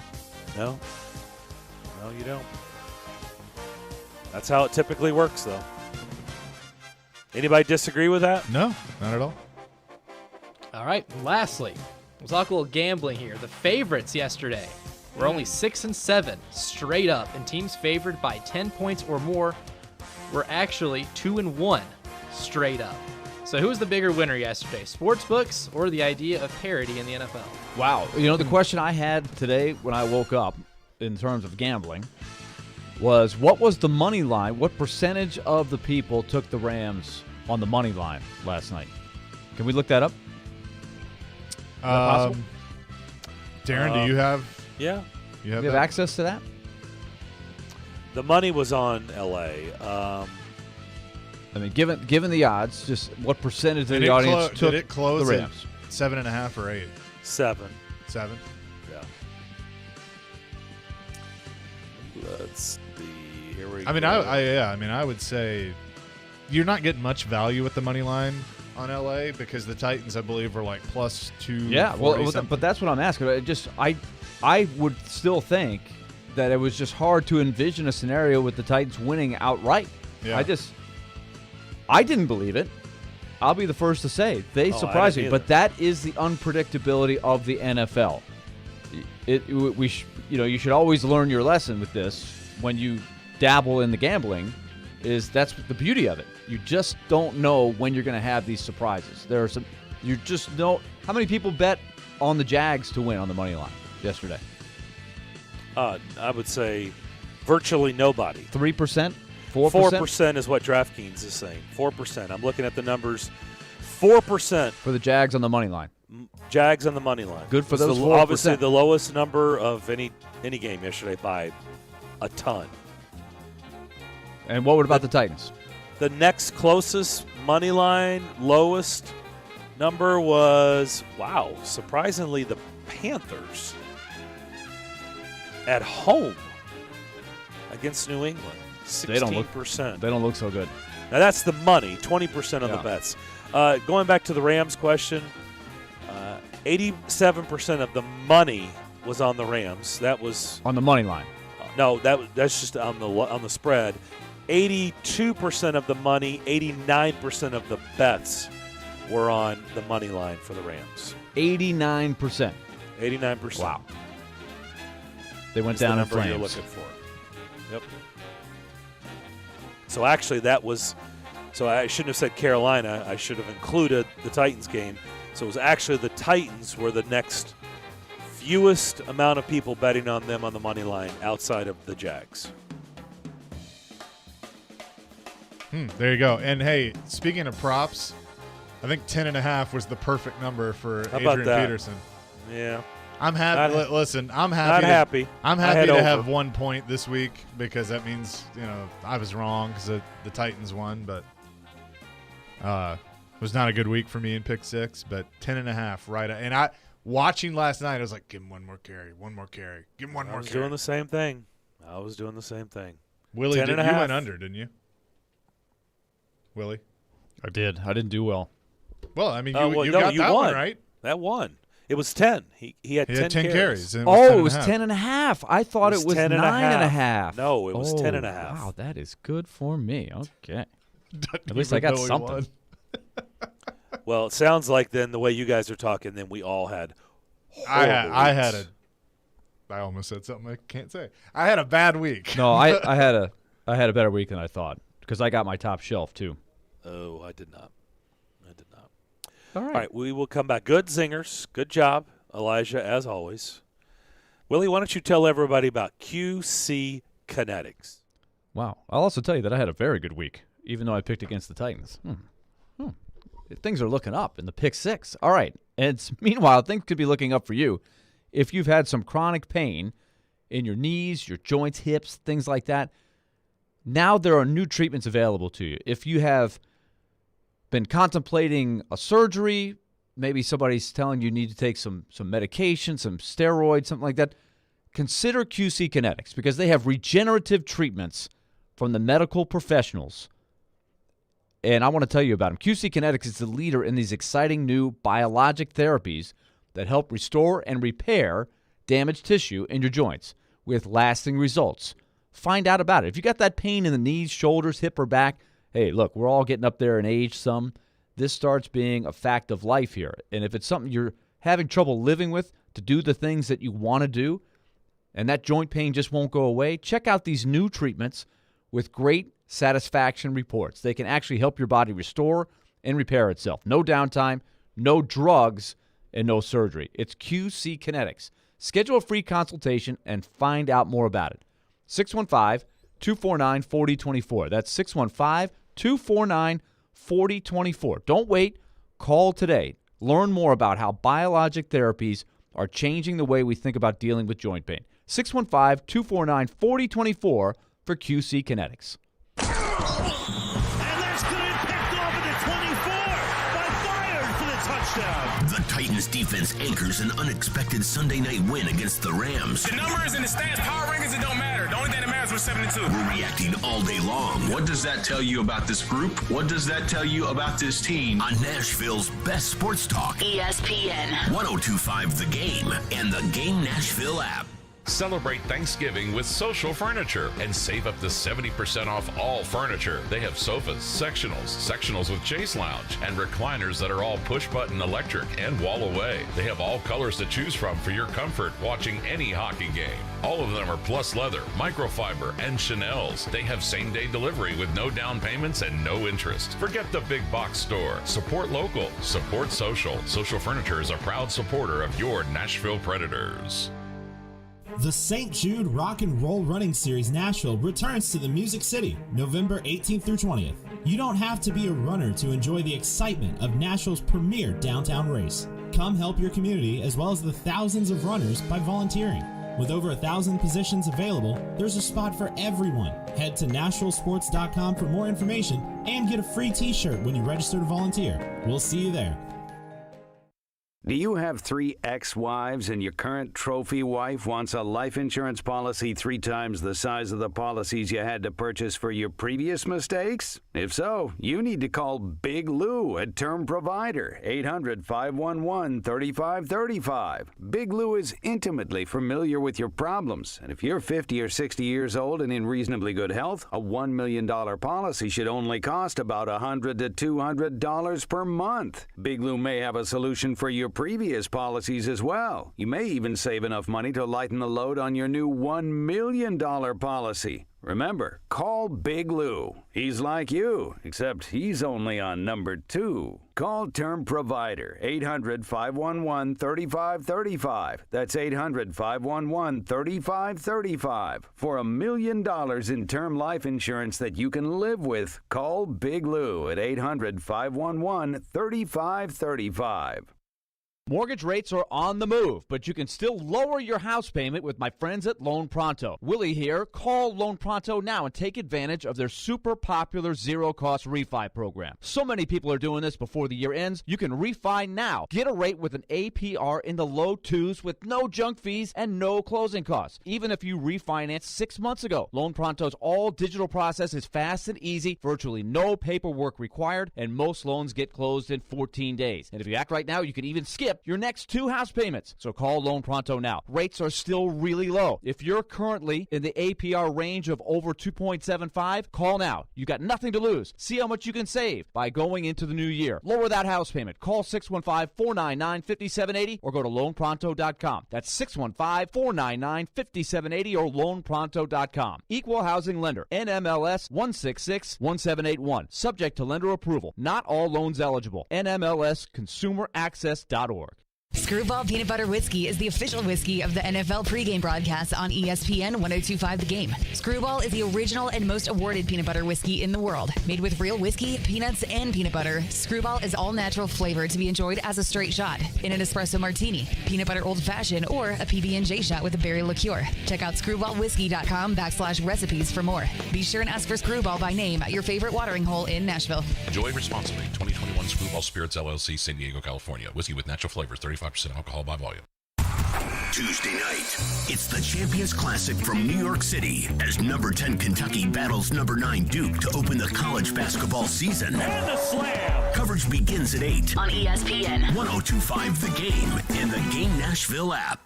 Hey, this is Jordan Rogers, and you're listening to Nashville's best sports talk, ESPN 102.5 The Game.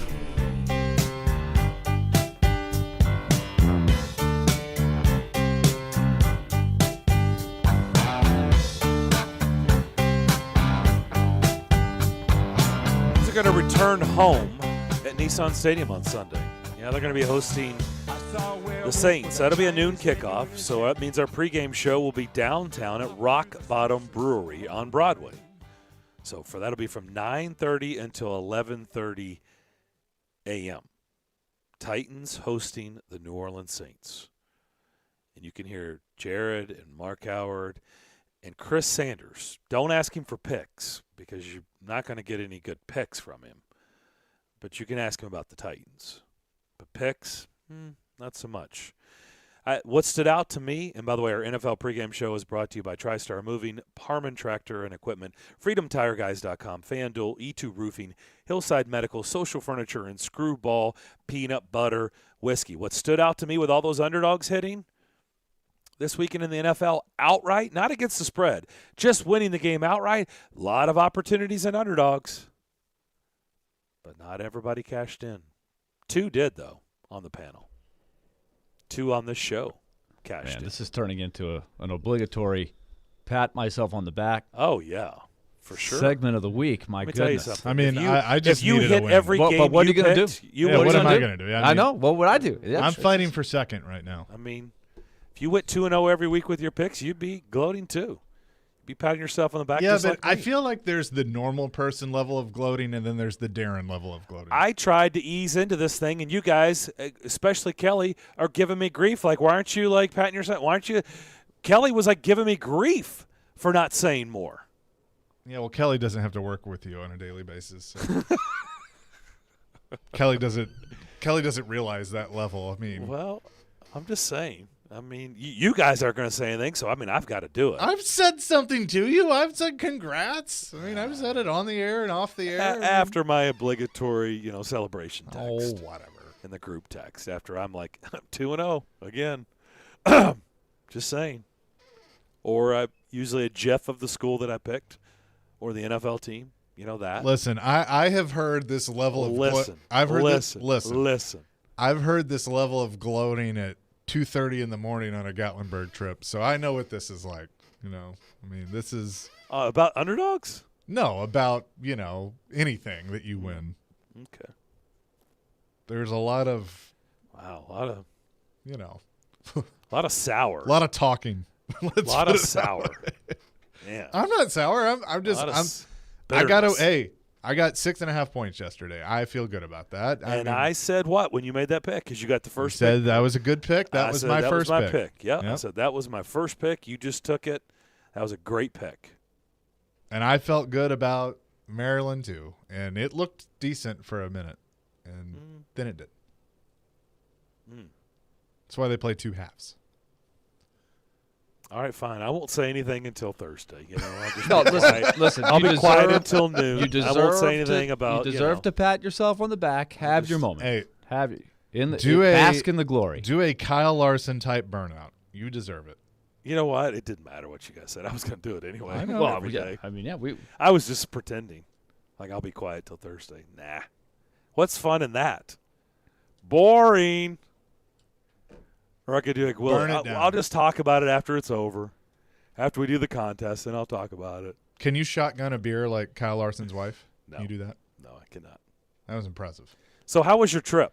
Phoenix, it was awesome. Speaking of. Yeah, it was awesome. First time at that track. First time in Phoenix. First time in that city. And you're right, everything is very spread out, but it wasn't that bad. Like, getting from one place to another really wasn't that bad. Really? No.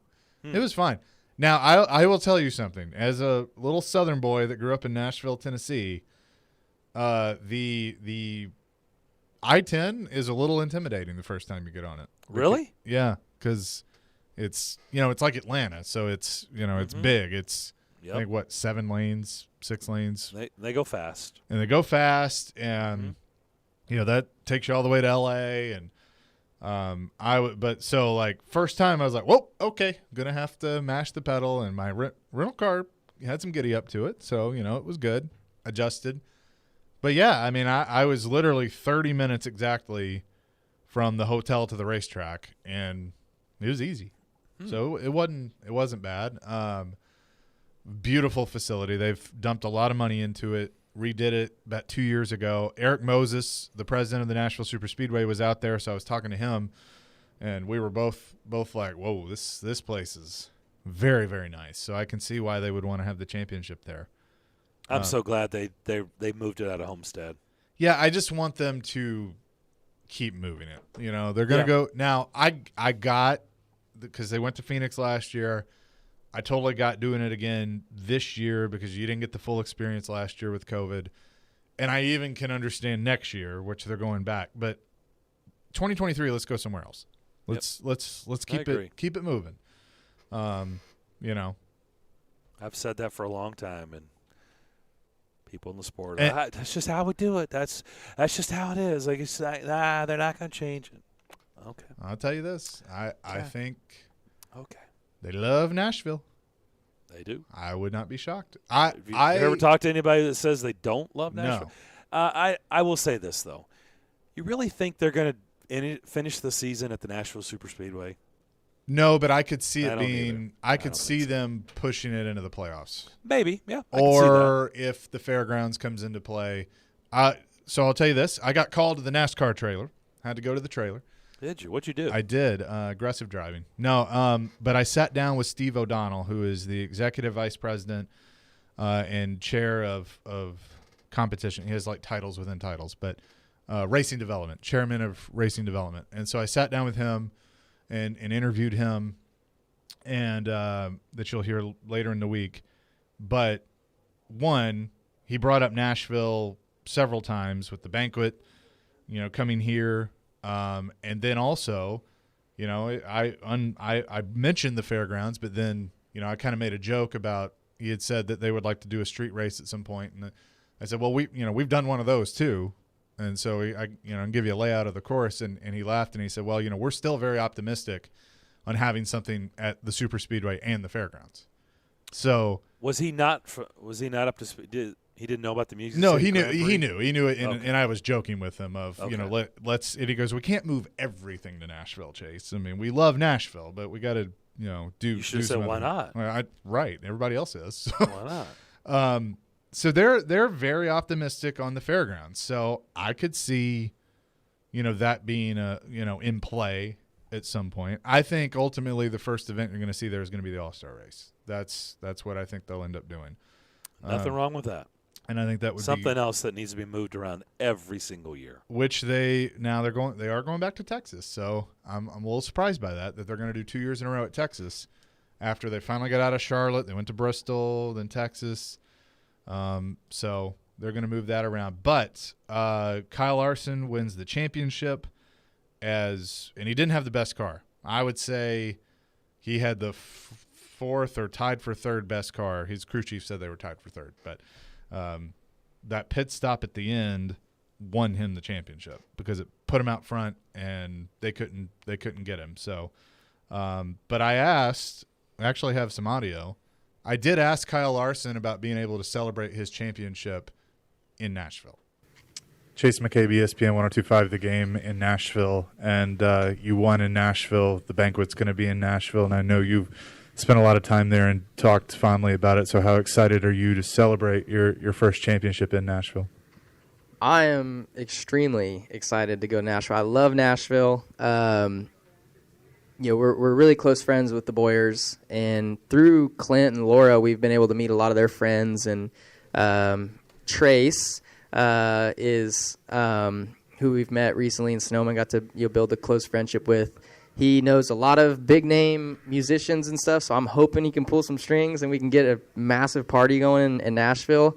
We FaceTimed them on the way to the barn. It was hard to hear, but I told him he better be scouting some good entertainers for us. So I'm really looking forward to Nashville. It's one of the most fun cities you can possibly go to. So definitely not a better spot for the banquet. Plenty of liquor too. Yeah, plenty. Yeah, I'm sure I'll find some trouble, but no, I look forward to it. He was talking about his wife shotgunning a beer just before that, and that he just drinks the mixed drinks, so that's where that came from. So it was pretty. Does he know Wes? I don't know if he knows Wes. He's everywhere, man. Wes is all over the place. He's in Knoxville. He's in Phoenix. He's in Nashville. Come on. There's the man can get things done. Wes can get things done. Yes. But it was an awesome trip. The Xfinity race the night before was a door-to-door finish. Daniel Hemrick gets his first win in any of the national series and wins the championship in doing so. So that was a cool story. Saw Bernard Pollard. I was actually on the plane with him this morning flying back. So talked to BP for a little bit, and MJ was in the house as well. Wow. So saw MJ walking around. Why was Bernard out there? He went out with he's been to a few races this year, but he went out with Ally. And he works with Ally and Alex Bowman, and so he was there and got to sit on the pit box. It was funny. I'm standing there talking to Bernard Pollard, and we're catching up, and Jeff Gordon walks by, and he's like, "BP, what's up, man?" And I'm like, "Hey, Jeff. Hey, no, okay, see ya." But he's gotten to know all those Hendrick guys. Wow. So that was pretty cool. Bernard Pollard is in tight with the Hendricks guys. Mm-hmm. Wow. Yeah, okay. and Alex Bowman, friend of the show, Alex Bowman, so got to talk to him a little bit about his rivalry. I don't know if you saw the kind of the run-in he had with Denny Hamlin at Martinsville. He wrecked Denny Hamlin to win the race. Yes. And so now they're selling Alex Bowman shirts that say Hack. So that's what BP had on because of Denny Hamlin just kept stalking him. Yeah, after the race. And Denny called him a hack. So called him a hack. So he's a hack with 4 wins. So I'd say that's a pretty good hack. Man, or he's awfully lucky. Something like that. A hack with 4 wins. Yeah. Okay. But, yeah, it was neat. Roger Penske was there. So saw the captain. That was pretty cool. I didn't get to talk to him, but I was like, is that's there still pretty cool. anything new on the fairgrounds front? No, it's still a work in progress. I mean, it's just all about the council and, getting everybody to be on the same page. I mean, I get why people are concerned about it, the noise, but what they don't understand is if you do this deal, because the track's not going anywhere. So if you do this deal with Bristol Motor Speedway or SMI, they're going to control the schedule and it's going to be more regulated. They're also going to make improvements to the facility, put up the sound walls, which I know doesn't solve everything, but it helps, and you're not going to have cars on the racetrack as much, because right now, like if you own a race car, you show up, pay a fee, and you put the race car on the track. There's no schedule, and there would be with SMI. So just slowing things down, but hopefully they get there. Well, if they can't come to an agreement on anything, maybe Willie can get a street race in East Nashville. Who knows? That could work. The streets of East Nashville, hilly, some sharp turns. But that'll make for good racing. Flatten out on the and then flattened out on the in the Shelby Bottoms Park. It'd be a good track. Yeah, right along the river there. Be very scenic. Why not? All right, I'm going to talk to you about my friends over at Cool Springs MD. I wish there was a Wes at Cool Springs MD. There is. Maybe there is. There is. His name may not really be Wes, but there's a Wes over there. Shout out to all the Wes's. Wes Durham, Wes Bowling, Wes from Franklin. Wes Unseld. Now that you say that, there is a Wes at Cool Springs MD. And they do a lot of things under one roof. They can help you in a lot of ways, improve your quality of life. And I hope you want that like I do. And I've been going there for years. I was just there last week. Michelle, not Wes, was taking good care of me. Michelle has been for years, and they can make you healthier and happier, and I hope you want that. Weight loss management is important to them. It should be important to you, and maybe right now you're in that stage or phase where you've tacked on some unwanted pounds and you would love to shed them before the holidays. Well, they've got programs and products and people that can get you headed in the right direction. Rejuvenation, your appearance is important, and it's also challenging as we get older. But their experienced staff can sit down with you and talk about PRP, hair removal, Botox, and finally hormone therapy. Maybe you've been feeling off lately. You haven't been feeling yourself, and you're trying to figure out what the heck is going on. Never felt this way before. Don't have any drive. Don't have any energy. Having experiencing mood swings. Well, get your levels checked. They may have dipped. Heck, they may have dipped to an all-time low. That tends to happen as you get older. And their staff can discuss BHRT, testosterone, estrogen. There's so many things they house under one roof out there in Cool Springs at 1642 Westgate Circle. And Dr. Jeffrey Lodge or his wife Daphne, the registered nurse, or their staff can certainly answer any of your questions and help you. If you would like to learn everything about them, just go to their website, coolspringsmd.com, or you can always pick up the phone and schedule an appointment or a consultation by dialing 615-283-7291. That's 283-7291. Hey, this is Roman Yossi, and this is Nashville. Yossi from the circle. He scores! Roman Yossi scores in overtime! You're listening to the flagship of the Nashville Predators radio network.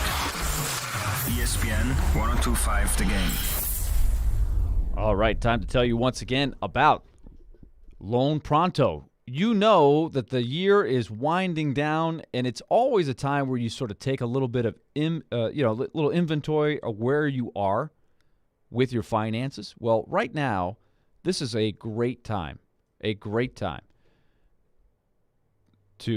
take a look at your finances and consider a refinance, because you might need some money right now. You might be in that range right now where you're saying, how do I get some cash? Well, through my messaging through Loan Pronto, that they let you know every day on this show that the interest rates are very low.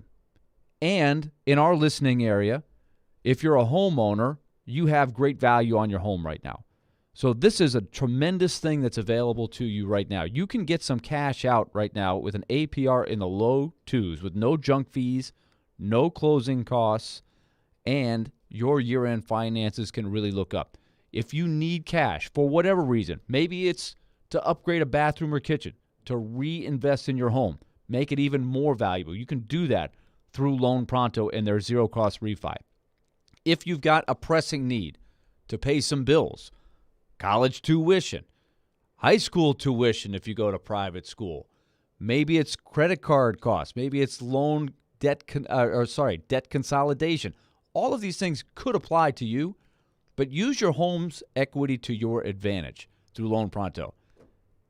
It starts by a phone call, 615-499-5780, or go to loanpronto.com. That's 615-499-5780, or go to loanpronto.com. Ask about that zero-cost refi and take advantage of your home's value right now. Equal housing lender, NMLS 166781781. Subject to lender approval. Not all loans eligible for zero-cost option. From the Fox 17 News Code Red Weather Center. I'm Fox 17 News Code Red meteorologist Dan Guthrie. Temperatures will continue to warm their way into the 50s and 60s the rest of the morning, with high temperatures this afternoon in the lower 70s under mostly sunny skies. This weather report brought to you by Hiller Plumbing, Heating, Cooling, and Electrical. Call the Happy Face Truck today.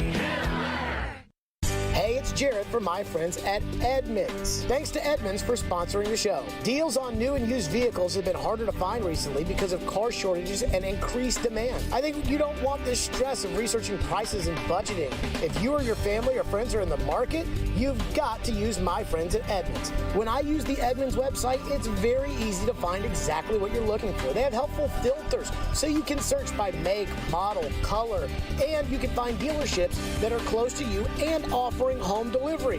And these days, you gotta love that. Over 50 years of car shopping advice and price guidance all in one place. Edmunds gives you resources for every part of the process of buying or selling a car. You can get a free online appraisal in under 1 minute with options for a real cash offer from a participating dealership. No personal information required. Car shopping can be stressful, and Edmunds is here to help. Visit Edmunds.com to get your free online appraisal today and start searching for vehicles in your area. That's EDMUNDS.com. For cars, there's Edmunds. Hi guys, it's Andrew with Hillside Medical Clinic. Are you struggling with erectile dysfunction and sick of the pills? Well, we have a major medical breakthrough. The Wave technology at Hillside Medical Clinic was tested by Cambridge University and the Cleveland Clinic, and the results are in. It's proven to increase blood flow by repairing blood vessels. No pills and no side effects. If you're ready to put a stop to your ED by treating the root cause, call us now. And not only will the assessment and blood flow ultrasound be free, we'll also include something unique that produces powerful results in the bedroom. I don't think I've ever seen it fail. This is a $600 value, free to those that call in the next 2 minutes. 615-576-5000. That's 615-576-5000. Guys, put a stop to your erectile dysfunction and get your love life back. Call Hillside Medical Clinic now to qualify. 615-576-5000. Winter's a bad time for your furnace to go out, but it's never a bad time to call Lee Company. Our heating and air conditioning pros are available 24/7. No heat? Don't wait. Call Lee Company now at 615-567-1000. Our expert technicians will diagnose the issue and fix it right the first time. When you're cold, you need someone you can count on to bring the heat. Call Lee Company now at 615-567-1000 or visit leecompany.com. Jared Stillman. This show, if you're a listener to it, I think is educated enough to know what a good general manager is. And Company. At the end of the day, wins really are all that matters. Tune in Stillman and Company for your drive home. Delivered by TriStar Moving. Weekday afternoons from 2 to 6 on Nashville's best sports talk. ESPN. 102.5 The Game and the Game Nashville app. Interact with Darren, Donick, and Chase. Call or text the show at 615-737-1025. Driven by WilsonCountyHyundai.com. This is the end, beautiful friend. That's what it felt like to the fans in L.A. last night because, man, they scattered. Once they realized that puppy was in the books, they're like, yep, moving on. Got better things to do. That place cleared out. Titans win 28-16 over the Rams. What a four-game stretch it has been for the Titans. A four-game stretch I don't think we've seen since they've been to Nashville. I think it's pretty. I would love to know the patch of 4 games that another Titans team has had, or Oilers, if you want to go back even further than that before they officially changed over, that had a 4-game stretch like this. 4 straight wins against the quality of opponent. I would say it's never happened. I'd have to look at 99 and 2000 to see if there's something comparable. I don't remember off the top of my head, but this is up there. Well, we know nobody's done it. Like you said, comparable. That's a good word, because maybe we can find something that's kind of close. But really the answer is nobody's done it, because they're only the 4th team that's ever done it, like in NFL history. Like go through a gamut of 4 weeks in a row like that and come out on the other side 4-0. And those 3 teams, the other 3 teams that did it, 2 of them won the Super Bowl. The other one lost the Super Bowl. But what specifically is the standard? Playing 4 playoff teams in a row. Playoff teams from the previous year. 4 weeks in a row and winning all 4. They're the 4th team that's ever done it in NFL history. And I think the next thing will be to see how great do these wins look at the end of the season. Where are the Chiefs at the end of the season? Where are the Colts at the end of the season? Where are the Rams? Like, where are they going? That could be a really that's a good point. Interesting question, and we don't know what the answer is going to be. But nonetheless, impressive. I couldn't. Last night, we had a monitor in the back of our broadcast booth in Chicago. And I looked over my shoulder. It was 3-0 Rams, and I was saying, don't know if they'll be able to score much tonight. We'll see how they do. And meanwhile, I'm concentrating on the hockey game. The next time I peeked over my shoulder, it was 14-3. I was like, hey, what's going on? And when I looked over and it was 14-3, this was during, I think, like the second intermission, the Titans had the ball on like the 2-yard line, and they're about to go up 21-3. And I was like, I've missed some stuff here. I got to go back and watch this tape. Holy cow. What happened? And so we know the story, but man, I just can't say enough about how they have been able to deal with the adversity, get stronger because of it, and rally around for each other. I mean, we always talk about these cliches and stuff, but good teams, you can't say enough. That's what good teams do. That's what they do. They find a way. You circle the wagons, you get tougher, you get stronger, and now we'll see if they can keep going. There's still a long, long way to go in the season. As we end today, go ahead, Darren. Sorry. I was just going to say, it would be virtually impossible to not say this team isn't tough. Like, this team, they're tough. That's what they're built on, right? I mean, I feel like I'm doing a Ford commercial. I mean, they're just a tough. They're kind of an old school. I brought this up with Teron. They're just like an old school, kind of a throwback team because of the rules, the way teams are built today. It's all about offense and fast receivers and moving up and down the field as fast as possible. They're kind of a throwback team, and I wasn't sure a throwback team could work in today's game. Right now, it's working. I'd like to give a shout-out to famous people named Wes, including former wide receiver Wes Welker, filmmaker Wes Anderson, Wes Craven, another filmmaker, and musician Wes Montgomery. I want to thank all the Wes's out there for listening today. That'll do it for our show. Enjoy Parker. the rest of your Monday. We'll be back at 10 a.m. tomorrow. Wes Hopkins. We look forward to starting a new chapter tomorrow. Continue to be safe. We want you back with us. Hockey player Wes Walls. Stay tuned. Wes and Company is next.